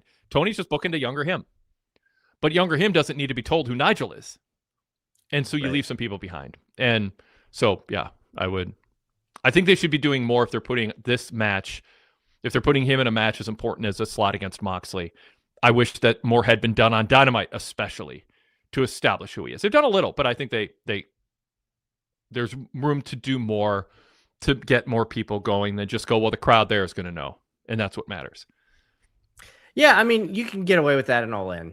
But like you said, there you have such great archives. Like you said, It's right there. Just use it, please. Yep. I want to see it. There's no asking permission. Maybe it's a VHS tape, poor quality, or I don't know. I think it came out on DVD. So, all right. So we had the Okada Fletcher exchange with Don Callis. I thought it was good. I'm looking forward to this match, and I'm looking forward to the story they tell in the ring. What did you take from it? I think it was last week I heard you on the show kind of like discuss the potential of the Okada potentially turning face from this, which could be very, very interesting. And I really sat down and thought about it. Okada's been a heel this entire time. He's been in AEW. Just kind of crazy to think about. And because everybody's just thought, oh God, another just 5-star wrestler who's just going to just be lost in the shuffle. And, to his credit, I feel like he's added some interesting elements. This is the first time he's a big time television star. I mean, and obviously he's, sold out Tokyo Dome and things like that. I would say, especially doing this is something, it's additive. And I think a lot of people now have seen him kind of like, in this phase, it's like, oh, you're going to try now. That's great. Like, because I was blown away by him in Speedball Mike Bailey. I think that I was just like, holy crap. It just because, everybody thought, oh, Okada's washed. I'm just like, no, I think he's just being very selective and, he's done a lot of things. So he should be able to turn it on and off whenever he wants to. And I think a lot of people have really enjoyed this. And and some people think they're turning Kyle. I don't know. I think they've. I honestly, it's a pick 'em. I don't know for sure who's winning the match. I could feels like there's an overlap of Fletcher as a baby, Kyle Fletcher as a babyface, and Will Ospreay as a babyface at the same time. Like if Fletcher breaks away, I think Okada makes. To me, I just my hot take instinct is turn Okada babyface, let fans cheer him, and keep Fletcher a heel. And let him be the pride and centerpiece of the Don Callis family. I like that. Yeah. Speaking of which, Don Callis, glad they paid a little service to Mark Davis, maybe winning the Casino Gauntlet. You want to introduce some other names, Don? I don't know if Don was implying they already knew the draw or it depended on the draw, where Mark Davis would land. But he introduced the idea that maybe Mark Davis is his guy to win. It's not that people are gonna take it super seriously, although they've done a nice job building Davis up. But you at least want a story for people to believe in, like willingly go, oh, okay, if Davis is in there, it's not just a given he's not winning. They gave, it's sort of signaling the fans, we gave TV time to talking about this. Maybe it'll happen. I feel like at least in this time around, they've done a better job of highlighting, it's very kind of like roll your eyes. It's like Brian Wade, the match isn't going to end with MJF and Andrade, but at least I feel like they've emphasized and told fans, hey, Mark Davis has his draw. His number has to get called. He could not be called. And then, Don Callis could be like, we had a number. He just didn't get picked. So I think they've done a good job of that. My hope for this match, Wade, is in 24, they went about 25 minutes. Last year's format did not work. They went way too long, where it was just very Rumble tropey, where everybody was just selling forever. My hope is they make this nice, have some surprises if you wish, but just make it. This doesn't need to go 40 minutes. 25 minutes. It should be like a sprint. Go 12. Oh, okay, yeah, okay. And that was the go 8. Yes, like keep people on edge. Yeah, go back to those first times Tony started doing this. What was the kind of like? Oh my God, did Tony Khan just forgot the best new format? That's not the Royal Rumble, because it was a sprint. Like, you think about those first few on TV, and then there's been some clunkers across the way. Then it's like, okay, is this better format on pay-per-view TV? Like, how do you do it? It's like, yeah, like, if this goes 8 minutes, like, perfect, go. Like, I'm completely okay with that. Yeah. All right, let's there's a debate going on between Bob Bowman and Ducky D about whether it's a responsibility of the viewers to learn Nigel McGuinness's history. And we can talk about what the viewers' responsibility or obligation, or the least they could do, is. But the reality is, some people they slot 2 hours or so for wrestling every Wednesday. They're AEW fans, but they've got whatever else going on in their life, working 2 jobs, taking care of an elderly parent. They're working overtime, taking care of kids, whatever it is. They've got a ton of other hobbies, and wrestling is just one of 6 of them. Instead of saying, you guys owe it, there's the resources are out there, go figure it out. There's a ton of things that I cross paths with in pop culture and entertainment that I wish I knew more about, that if you don't roll the red carpet out, I'm never going to know about it. Yes. Those fans exist. And not to make this one company over another, but I would like to ask a different example. When Gunther wrestled Nick Aldis, what did WWE give us a lot of history on his background? It's like, oh, he's wrestling a general manager that used to be a wrestler. At the end they did. Yep. Okay. Yep. The week if before. They did, okay, I may have missed that, but like, I feel like they could have easily used some TNA highlights to kind of build Alice up, and obviously by the way, they didn't include that in the video. They had a video package. Good. They actually did. That. You know what's fun? I'm glad you brought it up, because what they should have done, Brian, is what WWE did with Nick Aldis. Basically, WWE it was only at the end. They should have done more. But there's this video package with there was I don't know if it was blended with the talking segment or not, but they showed him as Magnus. They showed him. They didn't have the all in footage, but they had they showed him as a wrestler at his peak, and really. It was late, but they let people know this guy was a top-level athlete and wrestler who now has shifted into a desk job, but he still, does he still have it in him? So interesting. Okay. Yeah. All right. Let's see. Ducky D goes, you could learn enough about Nigel's legacy in 1,000 seconds if you care to. Honestly, you could learn enough about his legacy based only on AEW footage if you cared. If you don't care, you don't care. Ducky is putting the burden on the viewer to do 1,000 seconds, so that's 600 seconds is 10 minutes, so about 15 minutes of. There's a lot of things that only take 15 minutes of my life that I don't get to on any given week, and I hope to get to next week. All AEW has to do is go in and out of a commercial break, have a clip of Nigel's history, put a little factoid on the screen, although just that says Nigel McGuinness, former Pure champion, former OH champion. Talk about the bullet points, the Wikipedia page stuff. You could, and again, this is if they had the semifinals last week and the go home show this week to work with, but you could have wrestlers who have ROH history talk about Nigel with reverence. This is a guy I looked up to. This is a guy I once wrestled. This is a guy who people thought was going to have at one point a better career than Bryan Danielson, and concussion sidelined him. I don't know how much Nigel wants to talk about stuff, but there's whatever he's okay with. You can have just wrestlers talking about it. Like, not everything has to be a grand long segment. Just like after, in between a match and a backstage promo, or after a backstage promo before going to commercial break, just have a little soundbite with 4, 5, or 6 wrestlers who have interacted with Nigel. Just going, I love watching Nigel wrestle. I know he's a color commentator now, but in my day, he was the guy you got tested against, and he's working hard. He's in great shape, and his body is well rested. I mean, there's just little things you can do where it's not like a lesson in history, but it's the what's the term?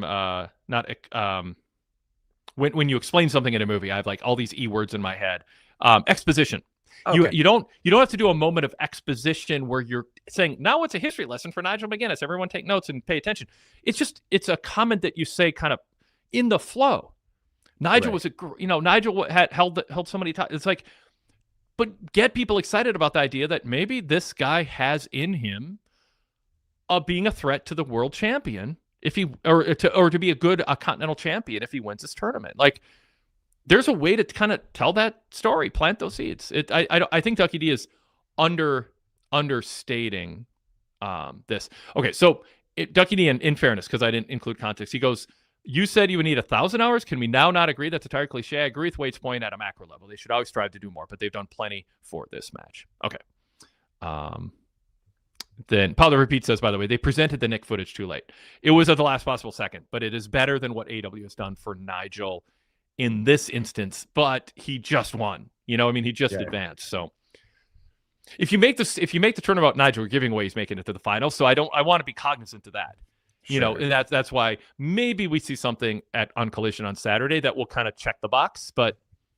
And all in all, it's, the hardcores, the sickos are buying the pay-per-view, but the difference between a high-end and a low-end buy rate is, probably 5 or 6 other things that gets people excited enough to go, yeah, I'm invested in this. I want to watch this because I don't just care about 1 or 2 matches, but now there's a 3rd or a 4th I do. And I think that can be a tipping point. No, my hope is, because he's wrestled with Daniel Garcia last year at Double or Nothing. And Daniel Garcia is a member of the Death Rider. So hopefully you get people like him, Lee Moriarty. People have recently wrestled Nigel. Like you said, if we could even get Bryan Danielson on a Zoom at some point, just to kind of go into that a little bit. Because you've got my brain kind of turning, Wade. I don't even know if they really did that much. Like, did they really go into that much history with Danielson and Nigel when they just did that match on Dynamite? My brain should acknowledge what a great video package was put together, and I just don't remember seeing it. Yeah, it was really cool. I shot ringside photos for their St. Paul 60-minute draw. It was a really cool wrestling memory, and I know Nigel had hopes for a better, more fruitful career than he ended up with, but that is a story that they could be telling right now. Okay, moving on. We got JB's email. He's going to cover some things we didn't and also bring us back to some topics with his perspective. JB from Detroit says, I liked Will Ospreay playing the working class home country. He mentioned a lot about his upbringing, mixing with a lot of UK legends, past and present, basic blocking and tackling on a go-home pay-per-view show. I think that AEW had what Wade suggested in mind by making the last impression that we had of Ospreay going to All In is that he is the face of AEW, and it's been building to this for 2 years since his last Wembley show. He's the guy to get behind. Yep. I agree. Yep. Okay, so then number 2, I wish we would have had Mox and O'Reilly and Claudio Nigel as the Continental Cup semifinals. Interesting. That would have left a very small amount of doubt in my mind that Mox Claudio was a possible final. I thought that since they announced the tournament participants, we were heading to Mox Nigel final, but at least Mox Claudio would be another plausible story. With all that being said, it did feel as though the fans were buying into the near falls and Mox Claudio. Yep. Like I said, I think some fans were. It wasn't the whole audience, but I think some people, rightfully so, thought maybe Claudio, because he's Mox's partner, they're gonna, if you think meta, they might want to tell a story of Claudio taking Mox's title. That's a point of tension between them. In a non-meta sense, Claudio's really good. Yep. Okay, number 3, I like Rocky Romero tonight as a heel, doing the dumb showboating and getting punished for it with a super kick from the Bucks. The camera was so spot on for that. Maybe almost too conveniently so, I don't know. Yes. But it's much more acceptable when a heel does it relative to a babyface. For sure. Rocky looks like he's a loser because he doesn't have discipline, and that's what you want a heel to have, not a babyface. Number 4, I like Christian cutting a more heelish promo on the Bucks tonight while leaving Copeland out of it. Finding out the difference between influence and legendary was a great line from Christian. He said the Bucks have had great influence, but he and Copeland are legendary.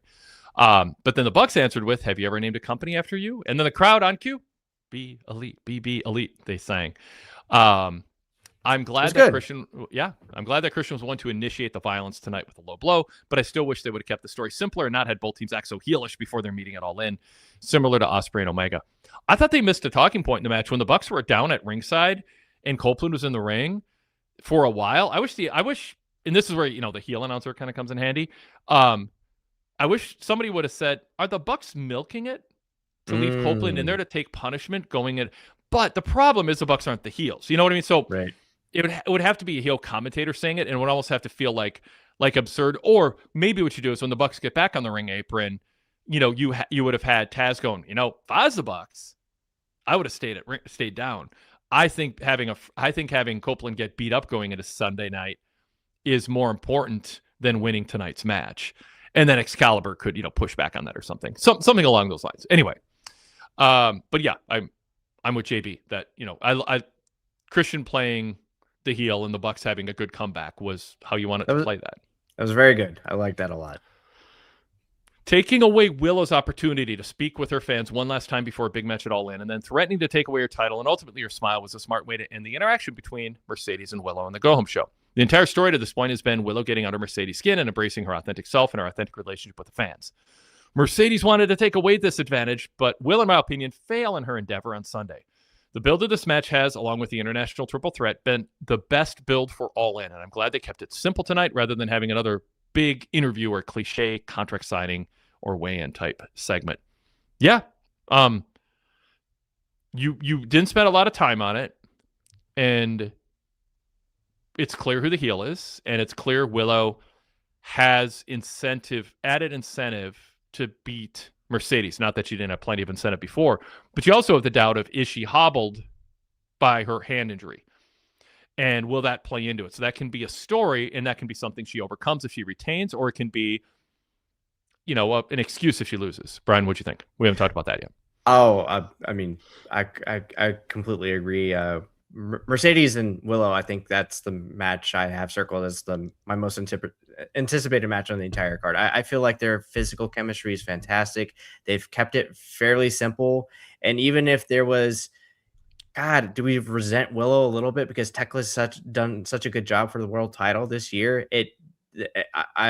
After that promo on Dynamite a couple weeks ago, it's like, nope. This was the right choice. Willow is the best babyface in this entire division, maybe in the company. She's great, and give her all the titles. And I saw something very interesting, Wade. So in terms of Mercedes kind of working on Willow's hand, I wonder. Don't know if that was a callback, but I believe in the takeover match with Bayley that Sasha Banks had, she worked over Bayley's hand.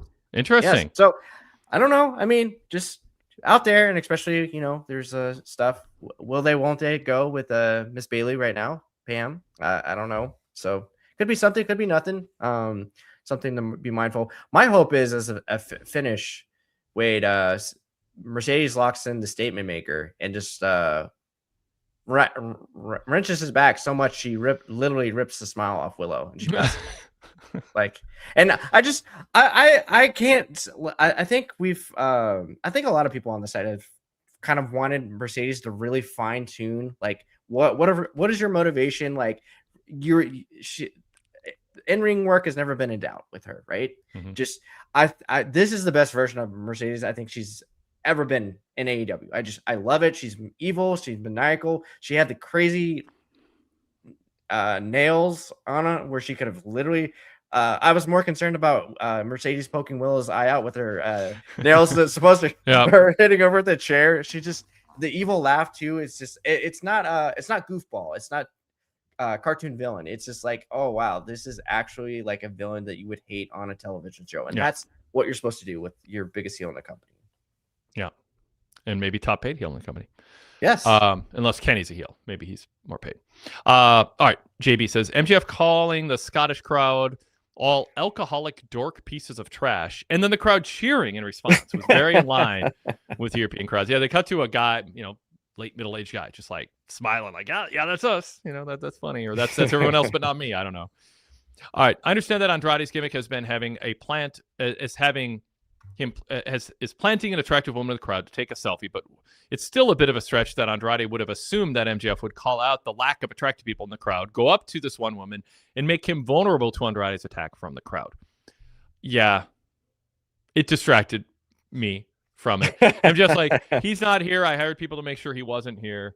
And then he finds a woman in the crowd, goes, "You're a 4 in America, but a 10 here." And then she makes a scowl face, all offended. And then, like, this is what the person, people listen to me, whether they like it or not. I like to point out lack of logic, lack of realism, Yes. and but what my designation is: if you can fix it easily, fix it. If you can't, decide does it do more damage than good, and if it does more good than damage, then who cares about logic? But it has to pass those criteria. Like there's certain things. So to me, all you have to do is have MJF walk past her and go, "In America," or no, "Hey, you're a 10. Well, for Scotland, you're a 4 in America. But if Andrade was here, he would have settled for a selfie with you." And then walked away and said, "I'll come back and see if you want a selfie with me. But let me talk about something more important." He walks away for a minute, cuts a promo for a minute, walks back to her. It's now been a minute and a half, 2 minutes. If Andrade's in the building going, "I'm going to wait to surprise MJF," that gives him time to go up to the woman who MJF called out and said, "I'm going to get back to you. You've covered all your bases now." Yes. All bases covered. It totally makes sense. It doesn't seem fake. You're not distracted by it. You don't feel insulted that the people planning this segment just think you don't care enough about any realism, because it is a stretch, as JB points out, that Andrade would go, "What woman in the crowd is in the front row who looks like somebody I'd take a selfie with? Let me go hang out 3 rows behind her and wait for MJF to notice her and draw attention to her." And I mean, it's stupid. So yeah. The easy fix is, it's what I said or something like that. "I'll get back to you. I think you're going to want a selfie with me when you hear what I have to say." I'm sorry. That's not hard. Like, I'm not sitting here saying, "Wow, look at how smart I am." It just takes you go, is this important enough to come up with an idea, brainstorm, come up with it, and do it. Yeah. No, for me, I was just thinking about, God, they're making this way too obvious, because they kept cutting the camera angle, kept cutting to the back. It's like, okay, guys, come on. Like, you're making this way too obvious. And Yep. to me, if you're going to just not make it sense, you got to make it like cute and funny. Because I was hoping, oh, maybe they'll do the bit with Joey Janela. Because you remember when I can't remember what show that was on, but it was Penelope Ford and Kip Sabian went to for a kiss on each other, and they ended up Joey Janela popped up out of just that. Yeah. Like, you got to do something creative. Do that. When they literally panned and didn't move for like a minute, it was just like, come on, like, you guys are better than that. There's so many creative people. Like, MJF is there. Like you said, you needed to do it that way or the way I suggested. Make it fun. That was not fun. That was just like, yeah. All right, JB says the dynamic with Okada, Fletcher, and Callis have been one of the best aspects of the build to All In. I agree. Every week it has felt as though we've gotten just a bit more tension added to the proverbial love triangle. They built this they built to this match at the perfect pace, and the unpredictable aspect to the outside force that is Takeshita only adds to the multiple scenarios that could play out Sunday. Agreed. We talked about my vote's Okada turn babyface, and we'll see what happens. And I think Okada could be a valuable, fun babyface. And I mean, a babyface Okada against a heel MJF is fun. Oh, that would be great. Oh my God, that'd be awesome. Yeah. All right. Swerve dabbing with Jack Perry after the match further has me believing he'll be going full face when he inevitably teams with the former New Day for the trios titles, presumably at All In, which is probably the right move. If Tony Khan signed New Day, are you better off advertising it to get extra buys, or do you protect the brand of the pay-per-view, especially big pay-per-views? When he only did 4 or 5 years, it was every pay-per-view. Now it's not always every pay-per-view, but there'd be a debut, Adam Cole, CM Punk, Bryan Danielson. You would have, or surprise returns if you've been away for a long time. Some have been bigger deals than others. Is it better to still have it officially be a surprise? But if the argument is he's playing to the sickos, then they know already. Like, why? Like, why not just announce it and confirm it so you can get some of the casual fans to tune in who aren't thinking, I know AEW has surprises, so I'm going to tune in to see what that surprise is. I think it's more fun just to, everybody knows, right? And, if you know, Mm-hmm. they're going to pop up. They're clearly his partners, and they've been kind of listening to who more. There's like, even though people know, they're still going to go crazy. Babies are going to go in the air. People are going to chant holy yes, and it'll be a great time. And I don't know if that takes away from the initial pop, because it's like the CM Punk thing, right? Like, nobody knew he was coming. Well, like, it wasn't announced he was coming, but it was kind of just strongly understood that he was coming. And then obviously they've been doing some stuff on the social media platform with the cartoon. Wait, tell me you've seen that video with the cartoon unicorn. Have you seen that? No. Oh my God, it's riveting. I don't think I've ever seen cartoon unicorns make me like tear up. It's brilliant. Okay. It's great. So I believe It's the New Day's person who does their gear made this short video. Yeah. And it's these unicorns in a circus, and there's 2 unicorns running away from the circus ringmaster, and there's one unicorn with a broken horn, just kind of giving them a nod as the other 2 are running off out of the circus. It was it was great. Like I was just like, holy crap, I can't wait to see these guys wrestle because they're gonna be great. I've heard about it and it sounds cool, but I don't know. Was Xavier Woods really forced into acting like he couldn't wait to be a cartoon king? Like, I don't believe they're running away from a circus like because they hated being there. I believe John Moxley didn't like being in a circus. I believe New Day are pandering to AEW fans by saying they're running away from a circus because I think they like tooting, and I think they like the trombone, and I think they like their merch money, and I think they're now they're working the fans into thinking that what they really always wanted to be is hardcore wrestlers like, Tommaso Ciampa or Ilya Dragunov. And it's like, I don't buy that. I think it's patronizing your next audience. Yeah, I mean, I don't want to ruin the video for you, Brian. I think no, it was great. But but the message is sort of like, we can't wait to get out of the circus, and that's an old story. But I hope they have more they're going to talk about. Then, oh, thank God we're out of that place. Everybody does that. That's a hack TNA thing to do, to say I'm in the place I want to be now. Just come up with something new that reframes you without it just being a counter to being a prisoner in the circus. So there's a little eye roll with me talking about that. No, for sure. Way. But yeah. You might tear up though. I'm just saying it's. Oh yeah, no, I get. I mean, I'm not going to say I teared up when I heard about the broken horn the first time, but it is. But I'm not. Maybe I did. I'll leave that a mystery. But I think I like the symbolism of it. But there's a little eye roll about, we're leaving the circus. I'm like, really? You play trombones and who hooted and Xavier, nobody seemed more believable and sincere in wanting to play a cartoon king.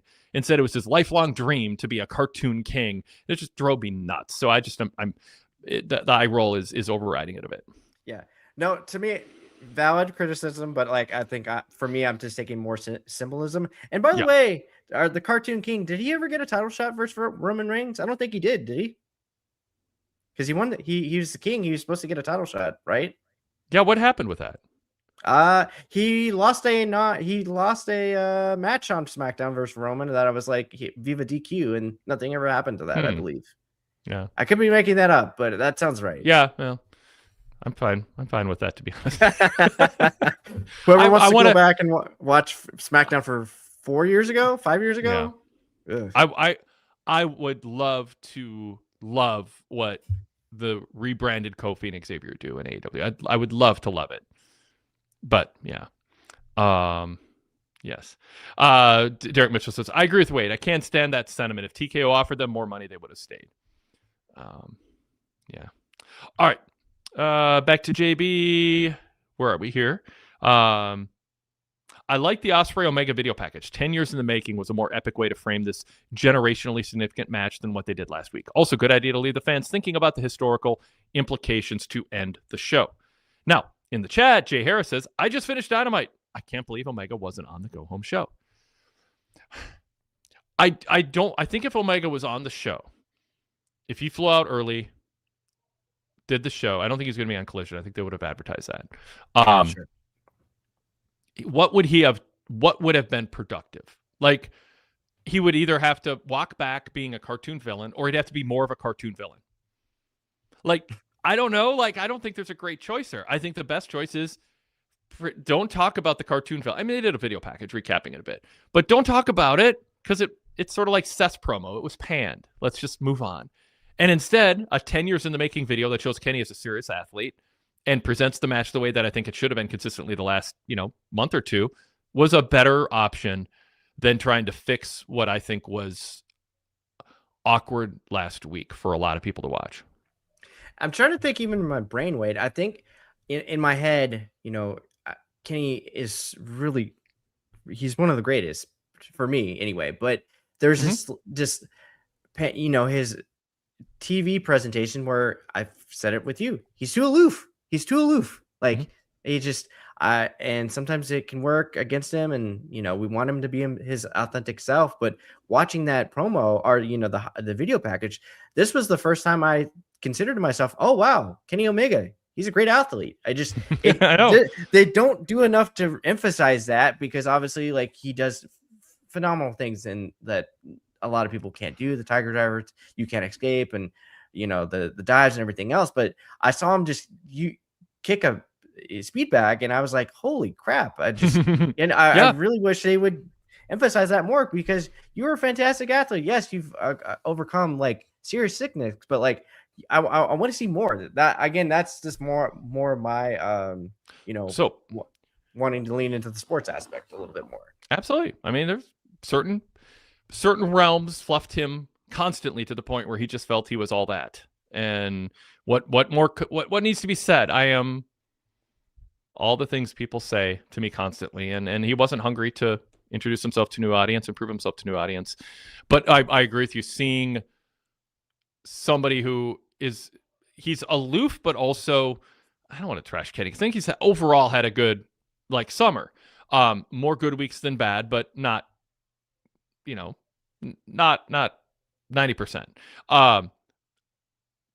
But he didn't take the presentation of the Kenny Omega character on national cable seriously from the beginning, and it hurt AEW.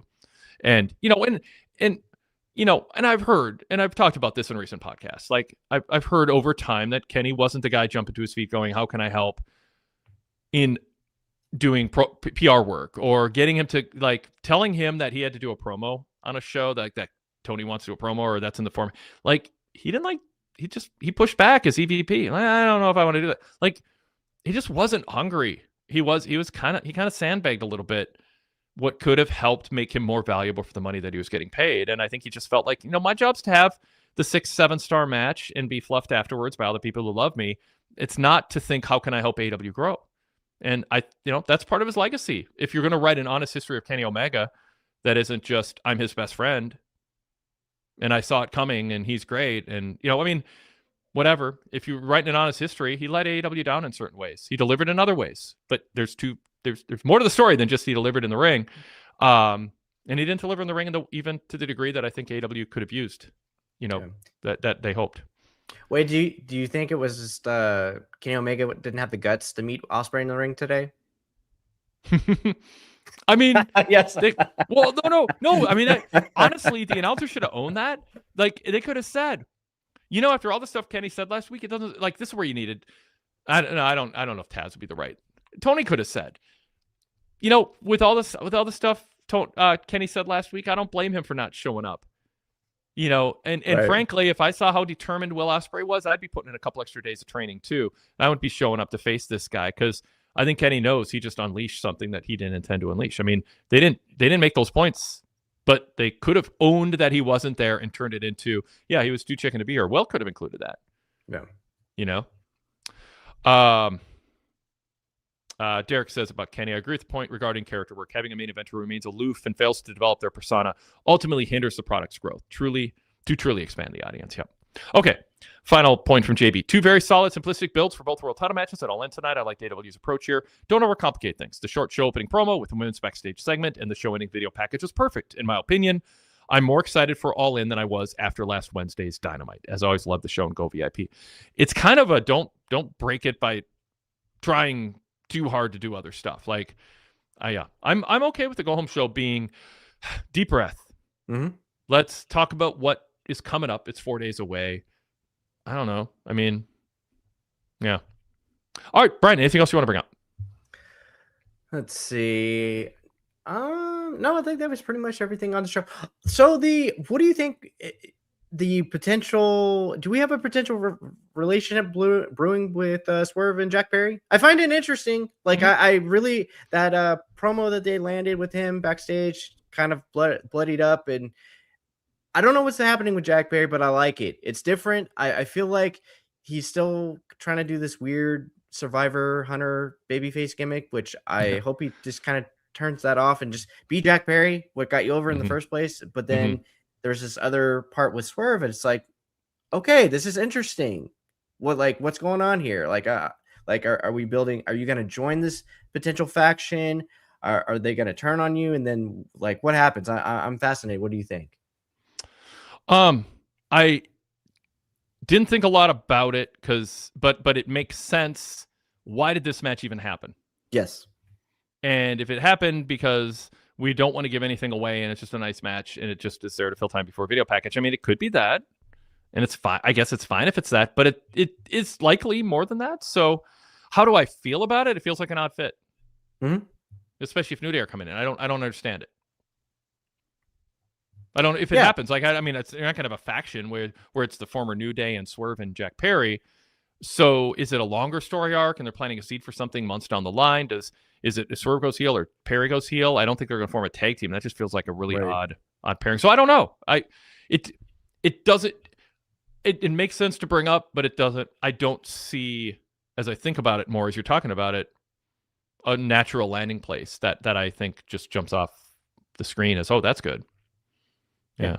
I have it in my notes, something to monitor. Yeah. No, I agree with that. What are you looking forward to most on Sunday? I asked Rich this yesterday on the flagship. Oh God. Willow and Mercedes for sure. And interested to see what, new surprises, debuts we have, potential New Day, Ilya Dragunov maybe coming up. We'll see. On the lineup, what do you think besides Will and Kenny is the number one selling point?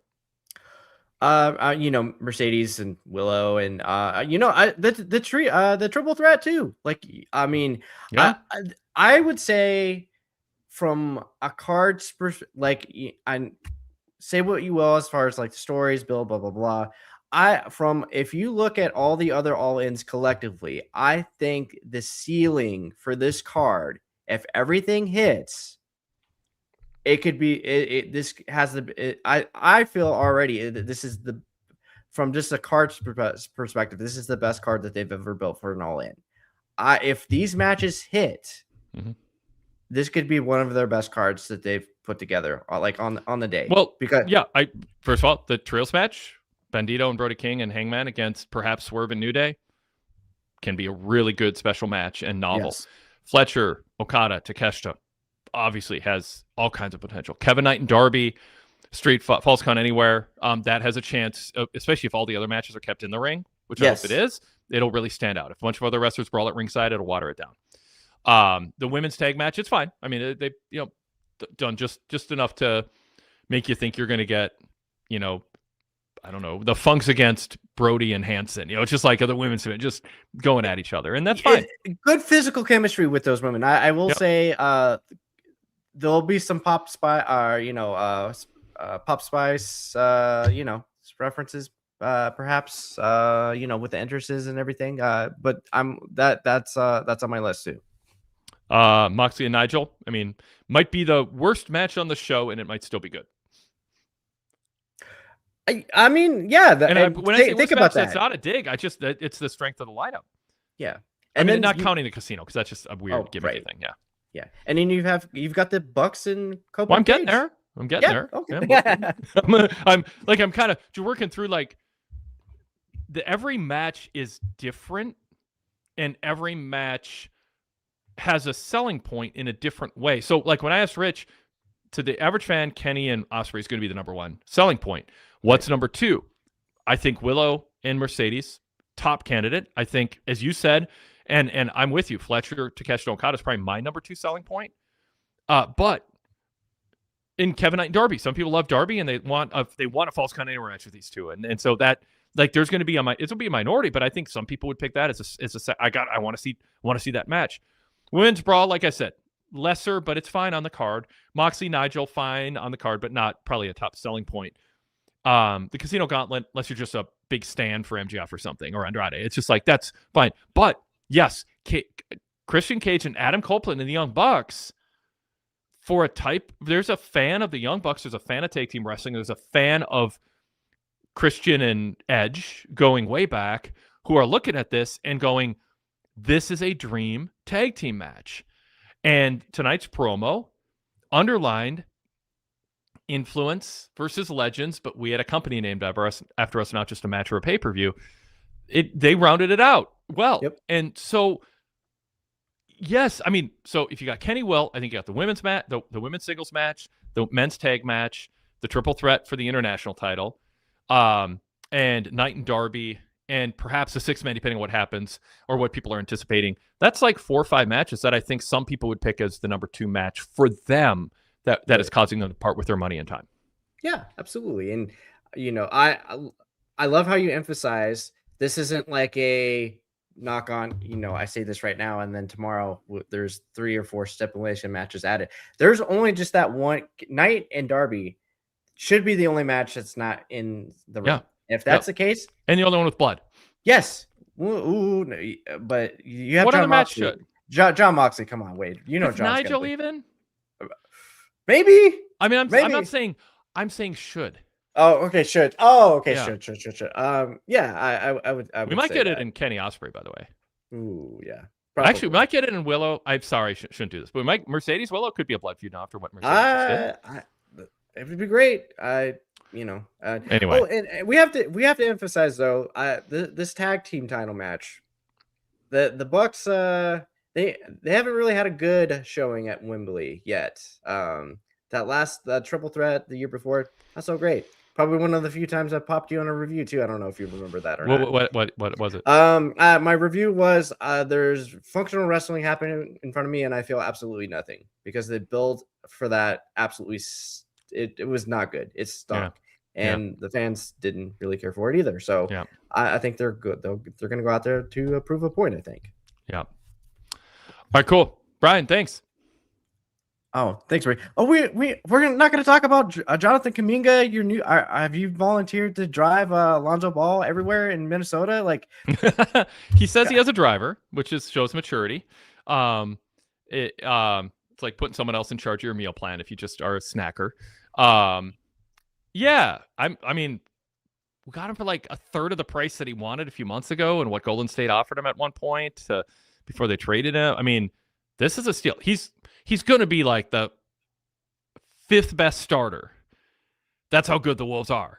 And I mean, because Rudy, Jaden, Ant, and Ball are better than him.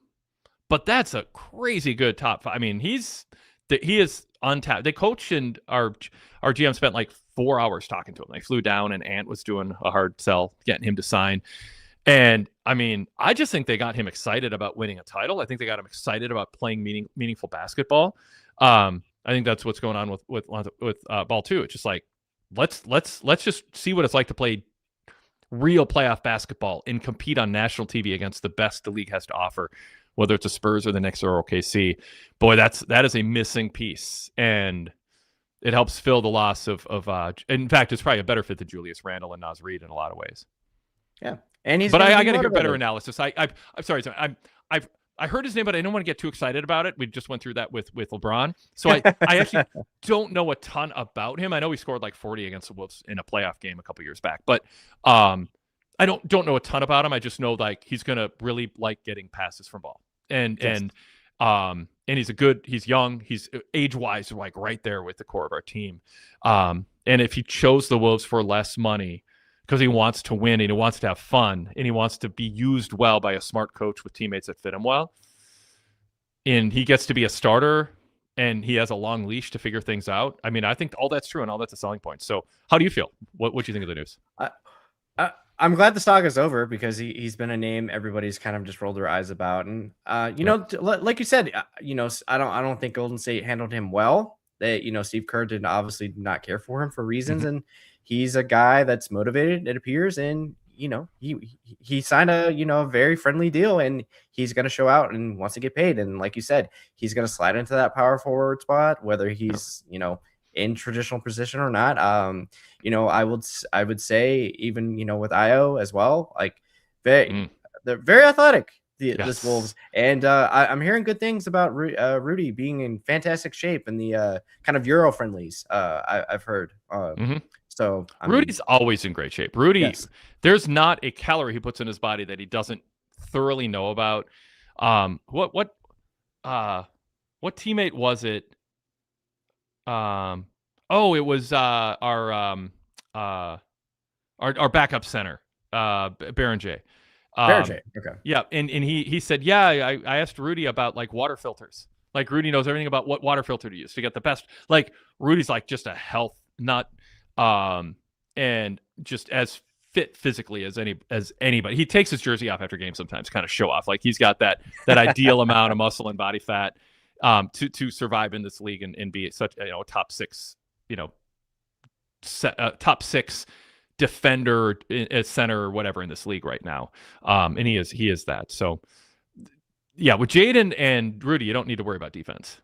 Right. And yeah. Yeah, no, and the Kaminga signing, you don't have to worry about Shannon being in the starting lineup because that's what you were. Yeah, you want, that's great. Yeah, and you want him off the bench and not out of position. Although, I mean, someone's going to have to play the other minutes. Kaminga does. Yes. So, and that might be Jaden McDaniel moving up a spot. And again, the coach has said it just depends on the team we're playing. Some teams don't. Sure. Some teams are smaller. We just Kaminga play now, but we'll just move. We'll shift people around.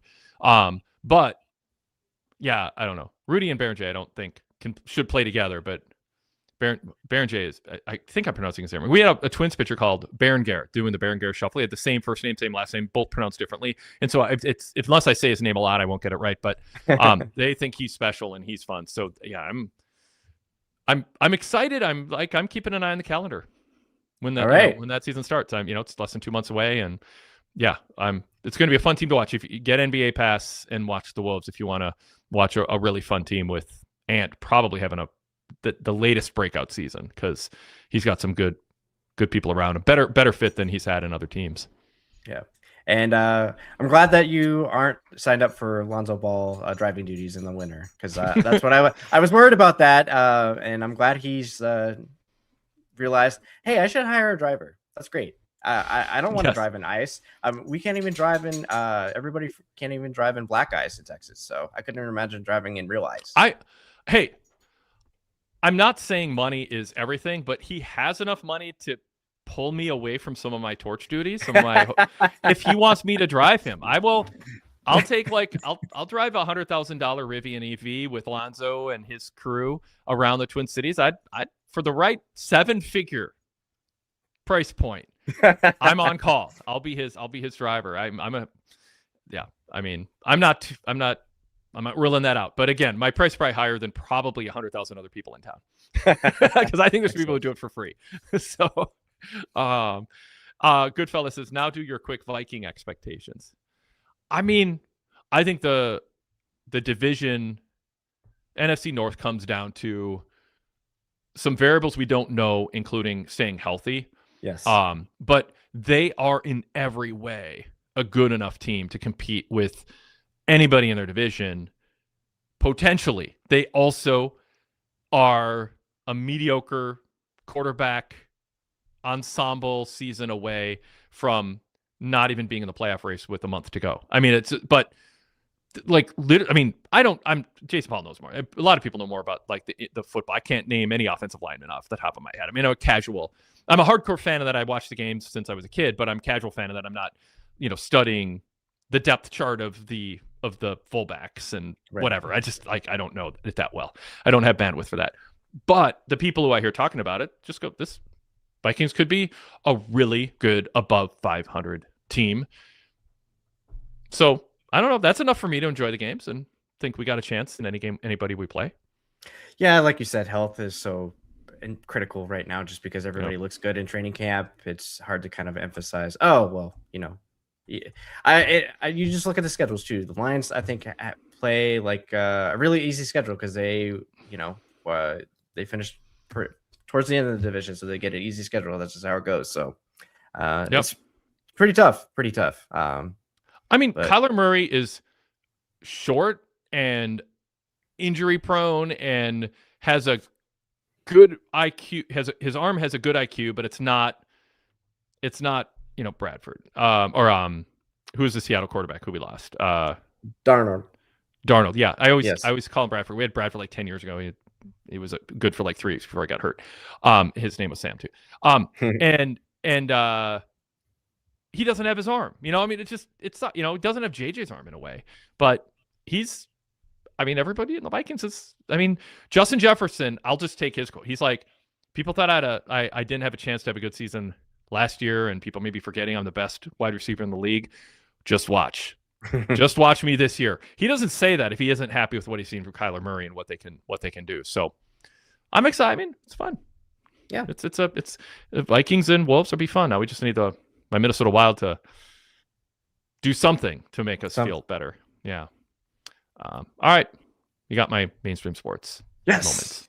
Yes. Cool. All right. Well, thanks everybody. Thanks for. I hope if you don't like us talking about sports, we saved it to the very end. So Yes. No. Hopefully, no harm done. Thanks everybody. We will talk to you next time. Go VIP. In the meantime, you can get our VIP exclusive post show roundtable. Rich Van Todd Martin and I will be recording we've been doing it for over 20 years. Post pay-per-view roundtables. If you go VIP, you can get all those VIP roundtables after pay-per-views dating back to I think 2003 or 2004 on demand. So whatever pay-per-view has happened from a major company in that time, it is available on demand with very rare exception. Check it out, pwtorchvipinfo.com. Thanks so much, everybody, and we will talk to you next time.